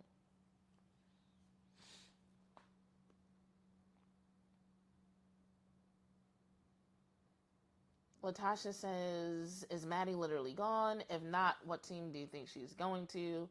I think you're talking to somebody in the chat, but the main reason that I hope Maddie isn't gone is because if she walks, that means they get nothing for her. when they had the opportunity to trade her for something and they didn't. So I'm like, if y'all didn't trade her, y'all better resign her. Because a player that good, it makes no sense to get nothing for her except for salary cap space. You know what I'm saying? So I would be really disappointed. That being said, considering the way this organization has made decisions in the past, it also wouldn't surprise me. That would be a situation where I would be disappointed but not surprised. So yeah, it could very well end up being the case that Maddie doesn't get resigned because, like, let's be real, she deserves to play for a team that's going to use her for 20 to 30 minutes a game. She's that good. She's that good at what she does. Now, thinking back to what Coach said recently about wanting Maddie to play the 3 or 4 and how that might not necessarily be her strength. It could be that they just don't see the value in her or see her as a valuable piece of this offense moving forward or the team moving forward. So yeah, we might have to wait and see, but like, no, it wouldn't surprise me if she doesn't resign, but I would be disappointed.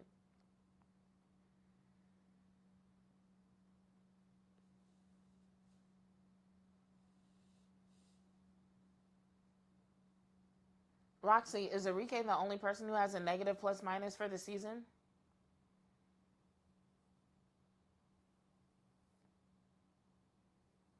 Roxy, you don't think Maddie is good enough to play 20 minutes for another team with her shooting efficiency?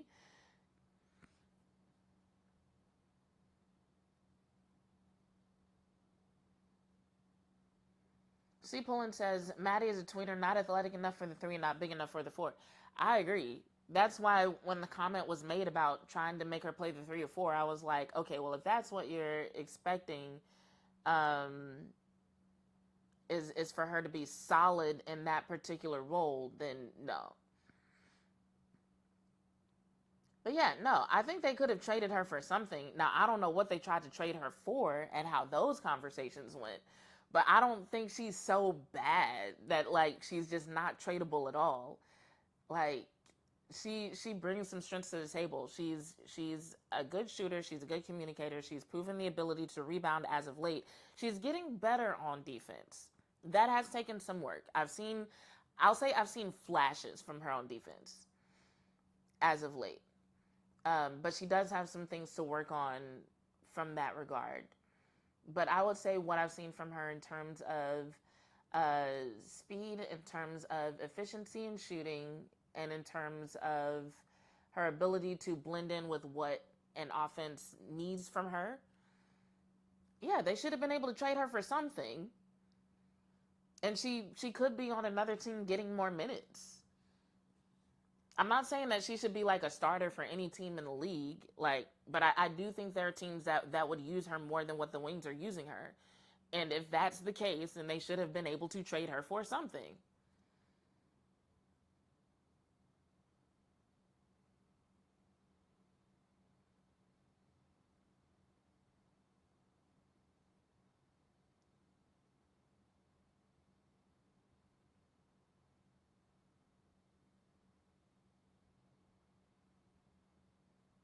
I mean, if we think about teams that need an experienced scorer,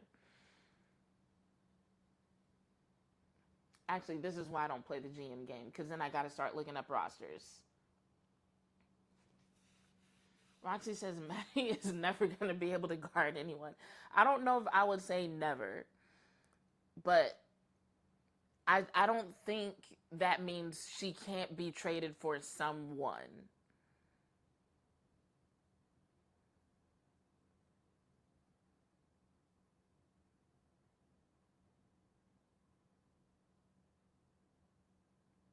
Like, I think it takes a lot to say that you can't trade somebody for anything.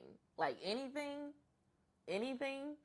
That's what I'm saying. They should have been able to trade her for something. I think it would be a shame to let her walk without getting anything for her. I mean that literally, like very literally.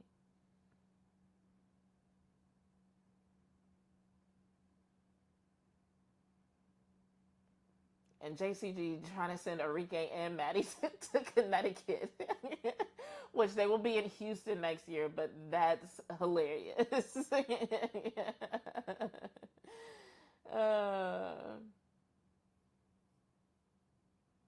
Pink Dino Smile says, I hear what you're saying about Jose being a new coach and giving him grace, but I would love to see someone turn around and seeing him fix some of the issues he's created. The repeated mistakes are pissing me off. Agreed. We've talked about that a lot tonight. The Pink Dino Smile says, I hear what you're saying about... Oh, wait. Dang it. That's the same one. I didn't mean to click on that. People are typing too much. Taiwan says, the best defense they have played this year was in the first half against the Mystics. Recently when they were up 15 at the half and 20 in the third. And then they went away from it for some reason. So what I think happened in that situation was the Mystics actually started to turn up themselves. The Wings, I'm trying to go back to what I saw that game. I know the Wings started missing shots. The Mystics got more aggressive. I'm trying to think of what exactly happened defensively. Sorry, too many games since then. But I do remember thinking that it felt like the Wings weren't prepared for the level of intensity and physicality that the Mystics brought to the table. Because that's one of the reasons why the whole conversation about physicality got started. Because Coach had already talked about physicality and size being an issue against Atlanta. And then it looked like it was an issue against the Mystics as well. And as a matter of fact, I think it was after that game that Atlanta mentioned fatigue being an issue, which is what led to reporters asking Coach about fatigue. And he tried to act like it shouldn't be an issue. And we're like, yo, one of your starters said fatigue was an issue, fam. It's like when you start putting together like the games and then like what was literally said, it really does start to make this man sound crazy.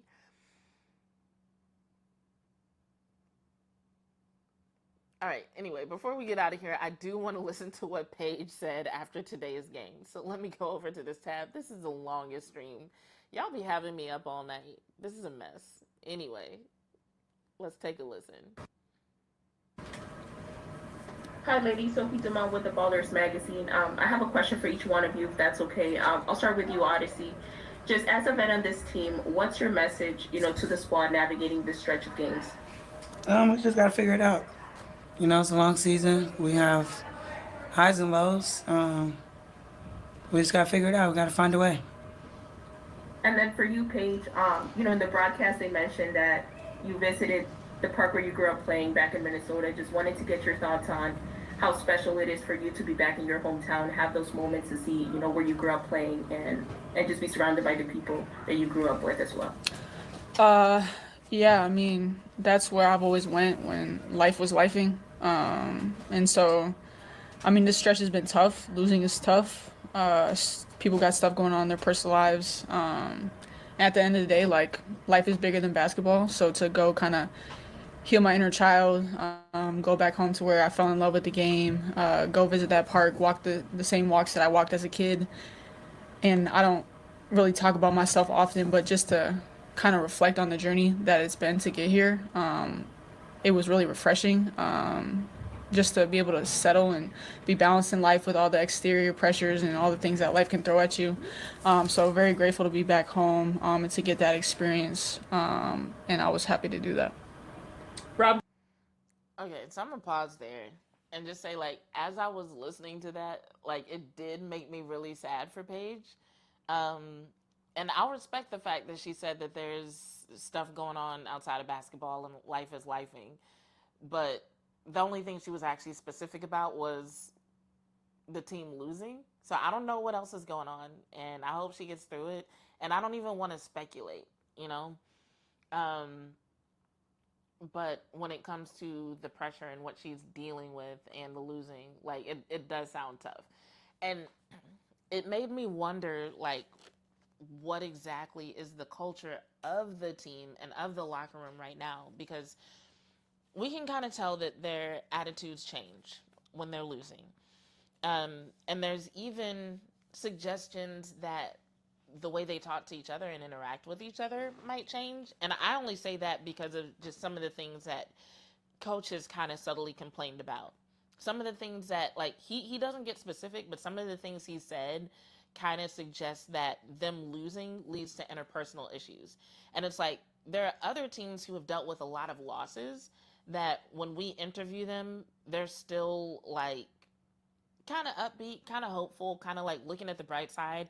So like anytime we've had the opportunity to talk to Chicago players or their coach, for example, like I've remarked on the fact that they just seem like very upbeat, hopeful, like really supportive of each other, having each other's backs. Like if you didn't know that they were losing, you wouldn't be able to tell that they were losing. You know what I'm saying? And I don't necessarily see that same thing from the Wings. And so I don't know if it's a combination of all that or what, but it does seem like it's not just the losing, it's the way the losing is happening and also what the losing is maybe causing behind the scenes. So I don't know. Whatever it is, I hope it gets better. Because when you in the press conference talking about healing your inner child, it feels really heavy, you know? All right, let's keep going. Go ahead. Thank you, Rob Johnson from the Podium Finish. Kind of building off of Sophie's question, Paige. You know, when you're kind of going through a stretch like this, what are you learning about your team's heart and resilience? And as one of the leaders of this team, how do you try to ground yourself and also keep perspective, like you said, there's more to life than basketball, but also kind of keeping courage as well? Just staying positive. We won 6 in a row. Everybody was over the moon. Everybody was feeling great. We were playing good individually, but you got to embrace the hard as much as you embrace the good. And that's what happens in this league. You go through stretches of great, you go through stretches of bad, and it's all about how you handle adversity. And nobody's going to be able to get us out of it than us. So to voice that and to keep a belief. We know what we're capable of. We know what we have in our locker room. So to just keep that belief.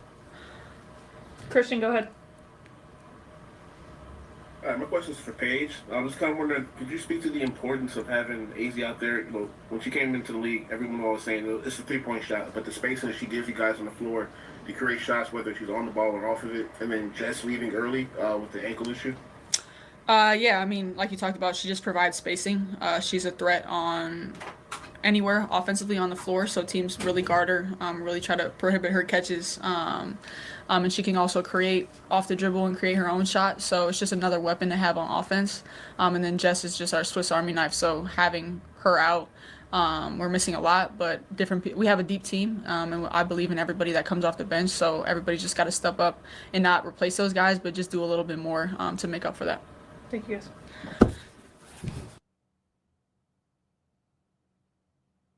All right.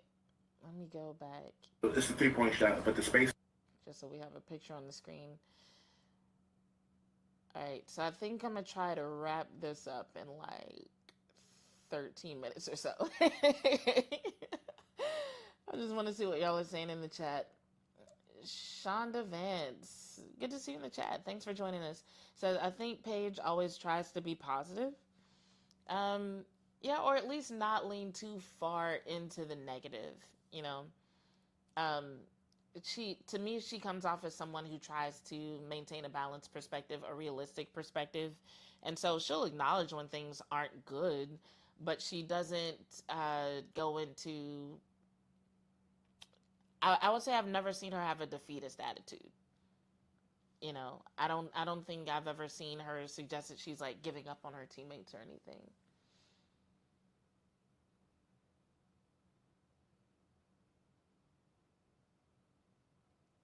Shonda adds, Paige is a good leader and a teammate, but her team needs to get hungry.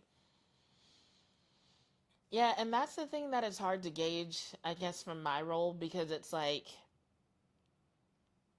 the answers that we tend to get are usually either practiced answers or they're just like incomplete. And so if we were to ask someone, you know, do you think the team is hungry enough? Their answer is gonna suggest that they are, you know. But the truth is, and this isn't just about the Dallas Wings, sometimes athletes can be on the professional level and still be apathetic. Sometimes they can think they're hungry enough and still not be hungry enough and still technically be like apathetic, whether it comes to how they approach their role on the court or how they approach their recovery or how they approach their film study. It's not uncommon for athletes in their first several years to just think they're doing enough and they're not actually doing enough.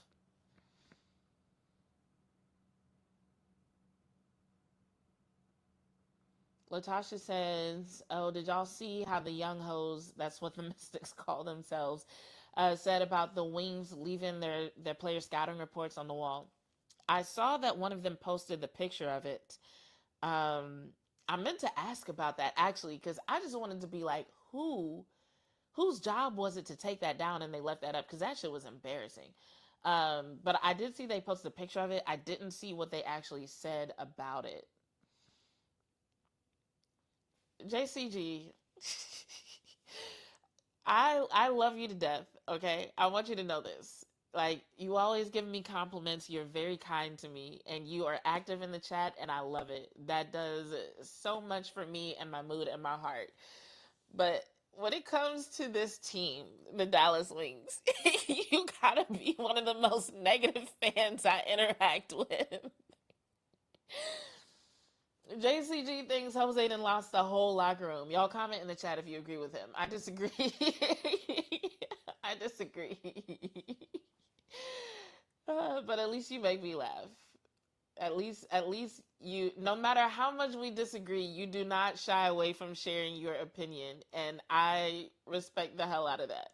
I can count on you to not agree with me, but you still gonna say what you gotta say. Oh goodness. Latasha hit me with some jewels. Thank you.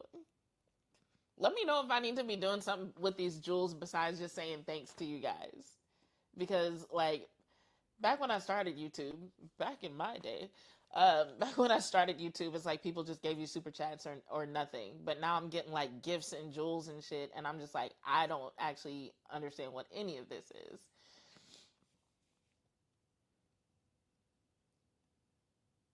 JCG says, "I just love Paige and AZ and want the best for them. The Dallas Wings is a mess."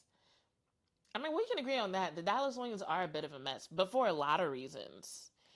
But I think that's another one of those areas where it's just like, I also temper that with the understanding that a lot of WNBA teams are a mess.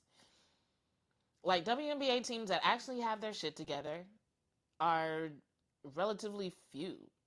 Most of them are a mess in some regard, whether it's the front office or the coaching or the roster construction or some combination of all three.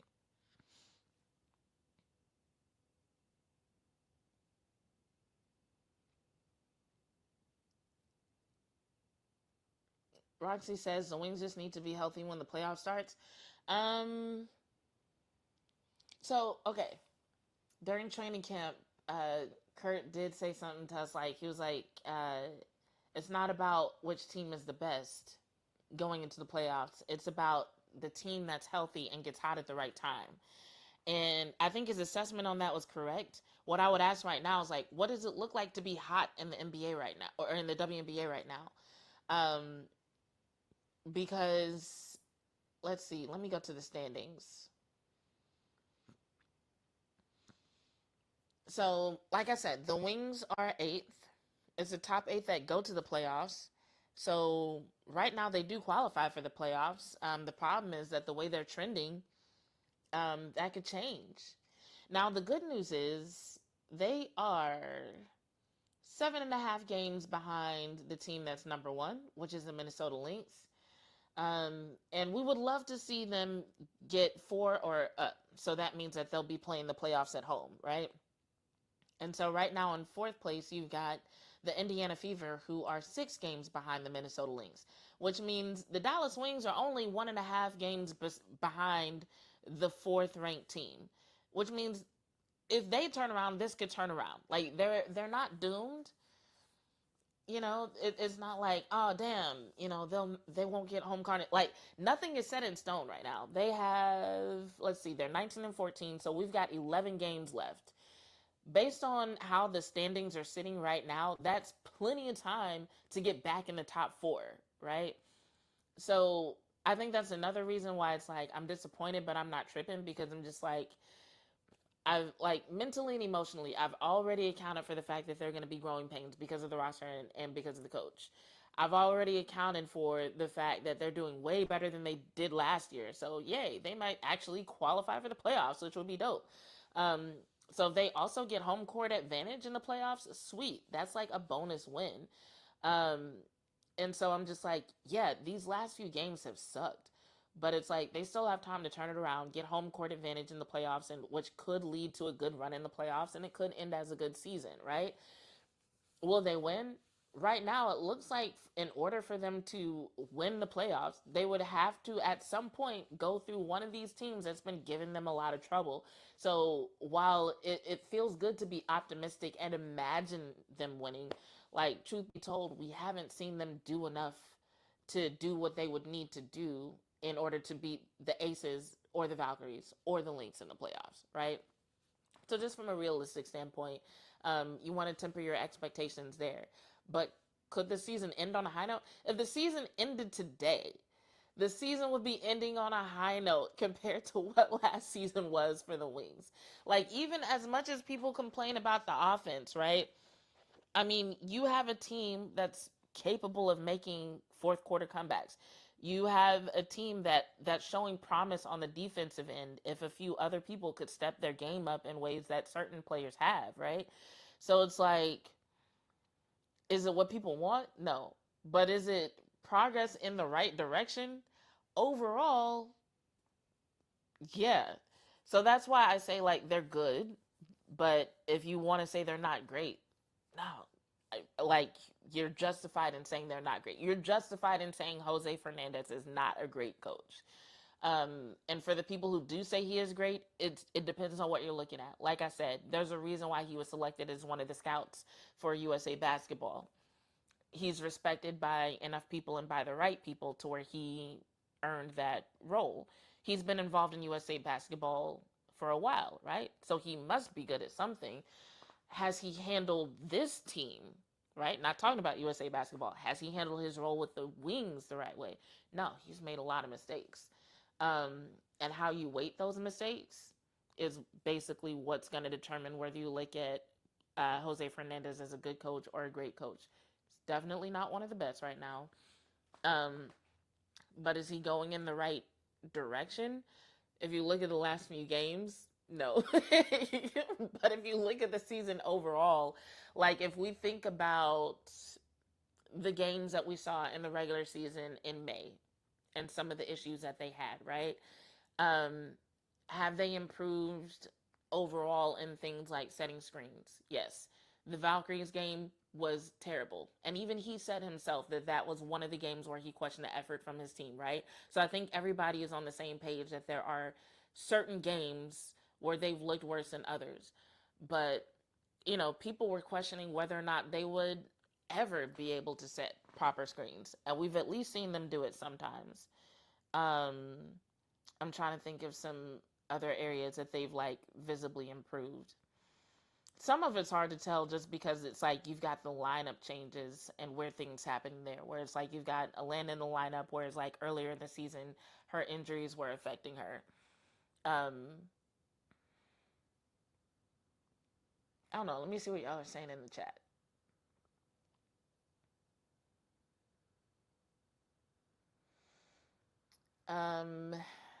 The Pink Dino Smile says, I think a sign of a good coach, too, is seeing improvement in the players. I think there's been improvement in the players, and I think there's also been some people who are just, like, playing entirely different roles than people anticipated them playing. And I think while those different roles are helping the team as a whole, I think some people don't like that. Like, there are people who legit don't like the fact that AZ Fudd is doing great on defense, but still not getting as many shots as people would like to see her take, right?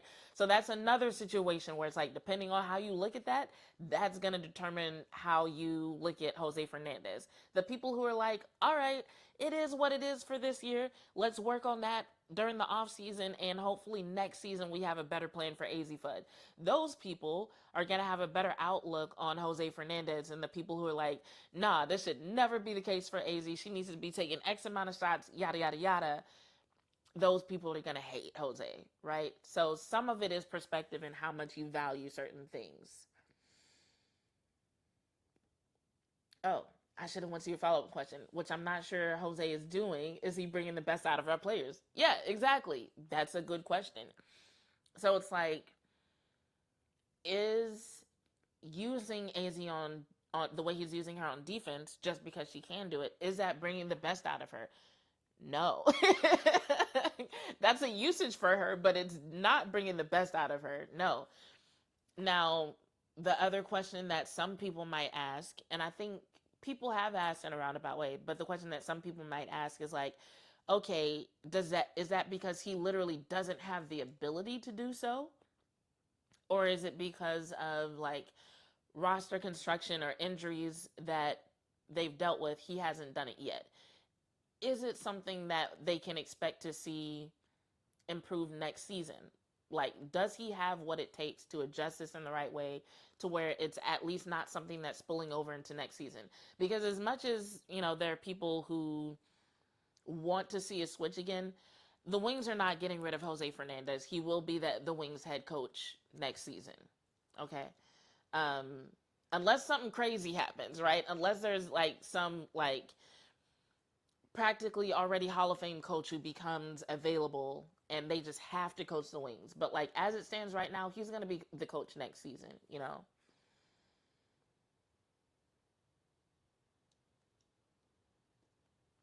Dino Smile says, I don't think he is going in the right direction, and I think the players win in spite of Jose mostly. I want this to change, and I want to be an optimist. Well, I mean, you've got the materials to be an optimist because you're acknowledging that the team is going in the right direction. You just seem to think that Jose doesn't have anything to do with it, which is another perspective thing. I do think that he has something to do with the fact that the team is winning. I think he's not doing as much as people want to see him do, but like, no, I can't. I can't see what I've seen and honestly sit here and tell you that the team is winning 100% in spite of him. Have there been moments that have happened in spite of him? Yeah, absolutely. But no, I do think he has played a role in the team winning. And so the fact that they're going in the right direction compared to seasons past, yes, I do think that he's involved in that success.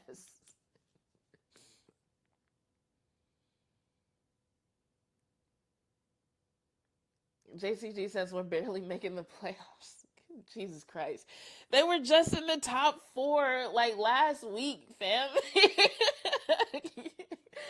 They were just in the top 4 last week. Come on.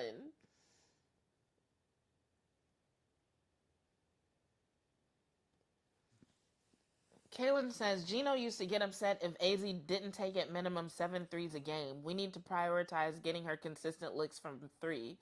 Is that why people keep making a big deal about the number of shots she's getting? Is this UConn people like applying that standard to the Dallas Wings? I've been wondering why people are so obsessed with her number of shots.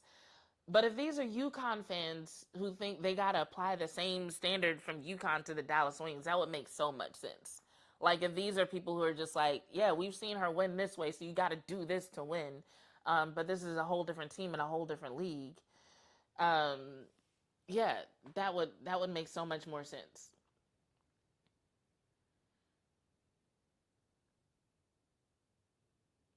Shonda says, Jazz, please explain Jose's plan. There seems to be no structure. It's get in where you fit in out there, which leads to selfish ball play. Okay, I'm not going to try to explain Jose's entire plan. I will tell you some of the things he's said, though. So, regarding AZ, and I did a whole episode on this,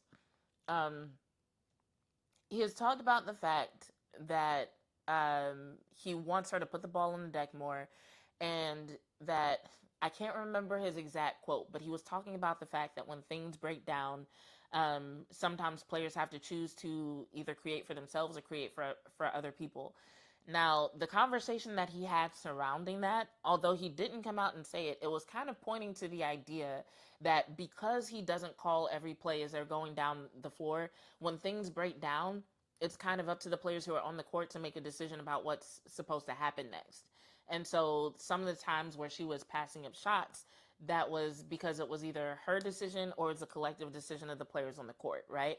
So when the conversation comes up about the need for players to be more aggressive, you could technically put her in that category in the sense that when she has the ball, and we actually have seen her start to do this a lot more, but when she has the ball, she has the authority, autonomy to drive to the basket, to take the shot herself, to not necessarily think about creating for other people. So I do think that that's one of the things that's happening, is that, and not even just for AZ, that's just the example that I'm using because somebody in the chat just mentioned AZ and her shots. But if you're not calling plays every time the team goes down the floor, then that means whatever you're doing in practice needs to prepare them to make the right decisions when they are going down the floor without a play being called. And so since Jose, by his own words, is more focused on winning as a whole and less focused on players playing a particular role, it seems like when it turns out that a player is useful in a certain way, even if it's not what a lot of people think is best for their long-term development, he is willing to have them play that role for the sake of winning. And so when it comes to, like I said, I'm not going to try to explain his entire plan, but one, he's supposedly preparing them to make the calls on the court themselves. Two, he is willing to sacrifice individual player roles for the sake of winning as a whole. So whatever we see is his perspective of what he thinks is the best combination of players and particular roles for them to win. And it seems like the players, at least from the way they talk, have been in support of that, right? And so, like, looking at JCG's comment right below yours, there's no hierarchy. No, there isn't necessarily a hierarchy. There may be in certain situations, but overall, no, there isn't a particular hierarchy. And Shonda, if that's what you mean when you say there's no structure, yeah, you're right. Yeah, you're right.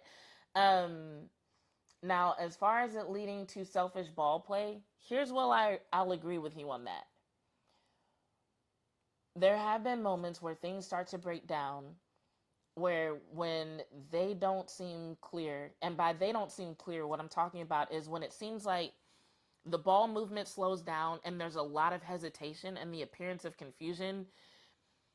That's what it looks like when I'm talking about they look confused, they look like they don't know what to do next. That's what I'm talking about.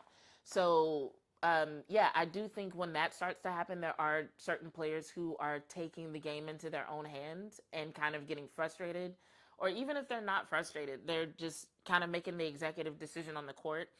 And yeah, that will lead to selfish ball play. That's something that applies not only to the wings, but like in any sports scenario.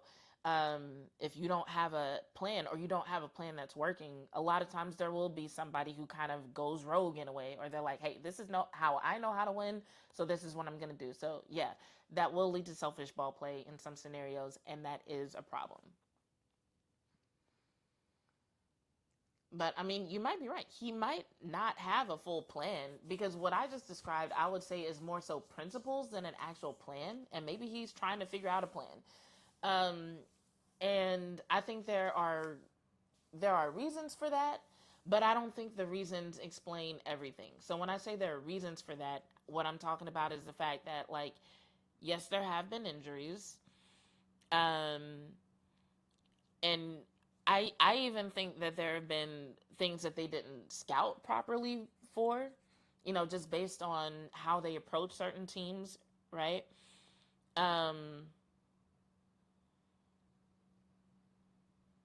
But is it fair to expect those things of him? Yeah. Like, just, there's a difference between a reason and an excuse. So it's like, I think we can acknowledge, like, yeah, injuries suck. Fatigue sucks. Scouting and missing something sucks. Those are reasons something happens, but they can't be used as excuses. You don't get a pass just because those things happen. Because the same way he says that good teams care about winning, good coaches have a plan when their starters are obviously fatigued. Good coaches have a plan when of like how to get their team's head on straight when things start to break down, and especially when they break down over and over again in the same way, and you see your team out there struggling in the same way and hesitant in the same way and making the same sort of mistakes.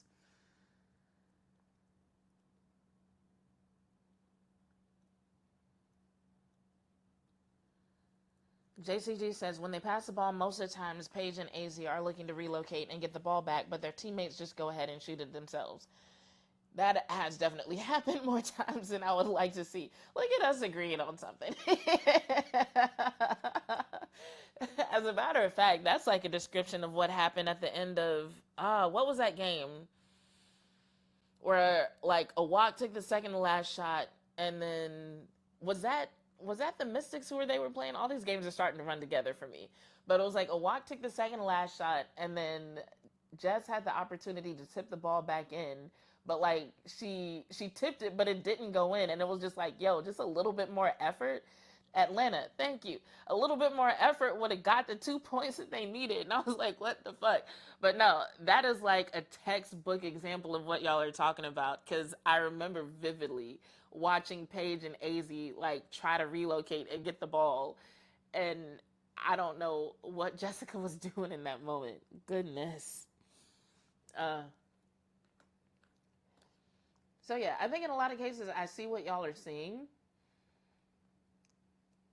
Yes, JCG, that's exactly what happened. And Paige even said in the press conference, Paige was like, maybe I should have just kept the ball. And I was like, yeah, I thought she was going to keep the ball. The way she was driving, I thought she was going to keep it, but she thought she was going to get the ball back.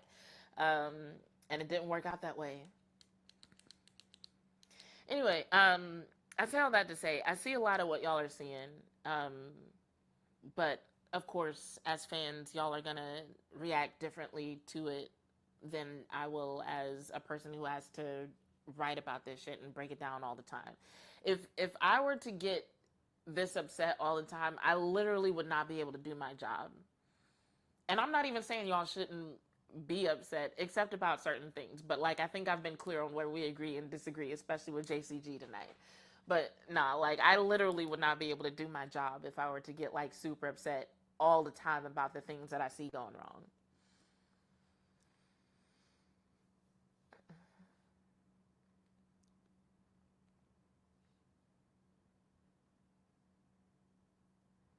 Kaylin says, the decoy offense is also confusing. AZ is way too talented off ball to stand in the corner on so many possessions. Legit. But somebody was saying that she did that at UConn too. JCG says, we want AZ to shoot at least 7 threes because of Gino. We want her to shoot more because she's one of the best shooters in the league.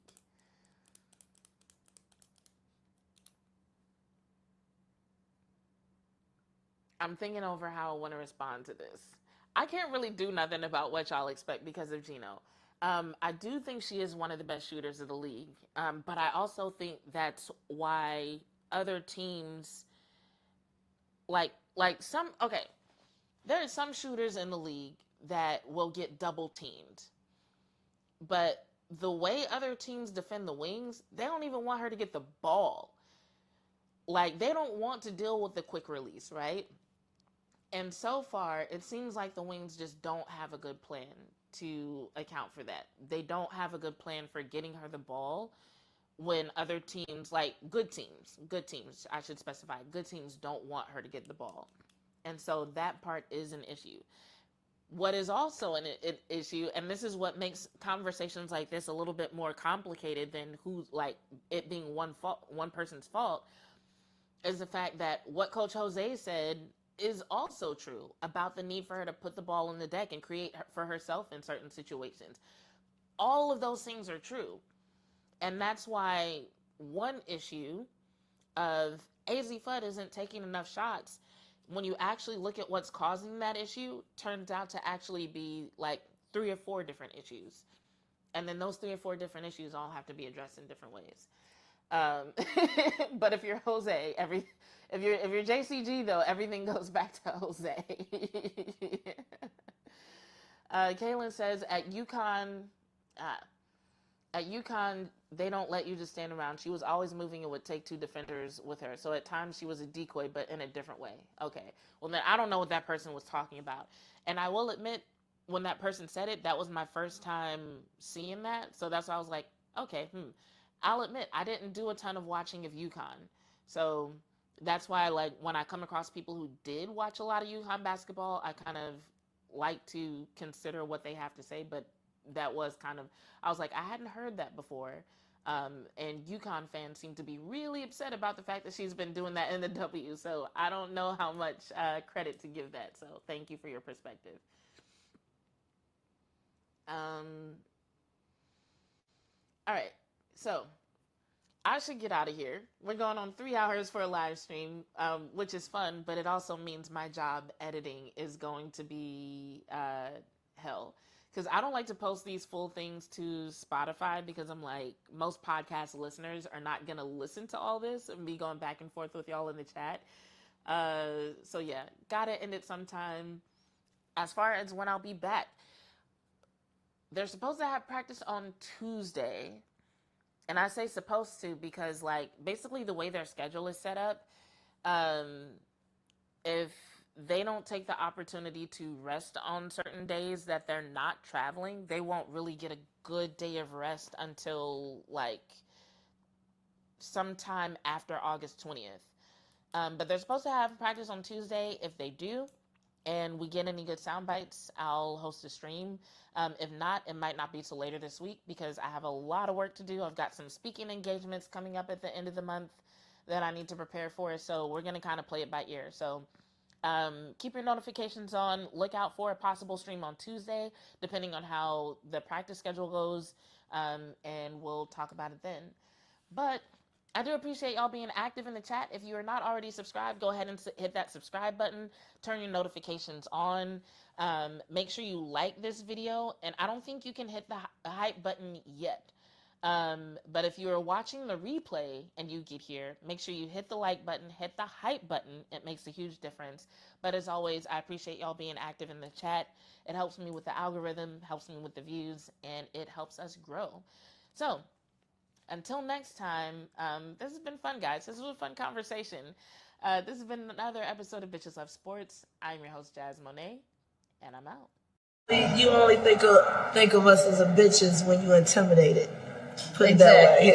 I think people that's look at a woman and she's an aggressive woman who's out to get what she wants to get. You know what I'm saying? Ambitious, and they want to say, you know, when a male is assertive, this is what he wants. He's looked at as a strong male, but yet when I get it, you know, I'm a bitch. Exactly. And if that's what I gotta be, exactly, to get what I want and to make it somewhere, then I'll just be that.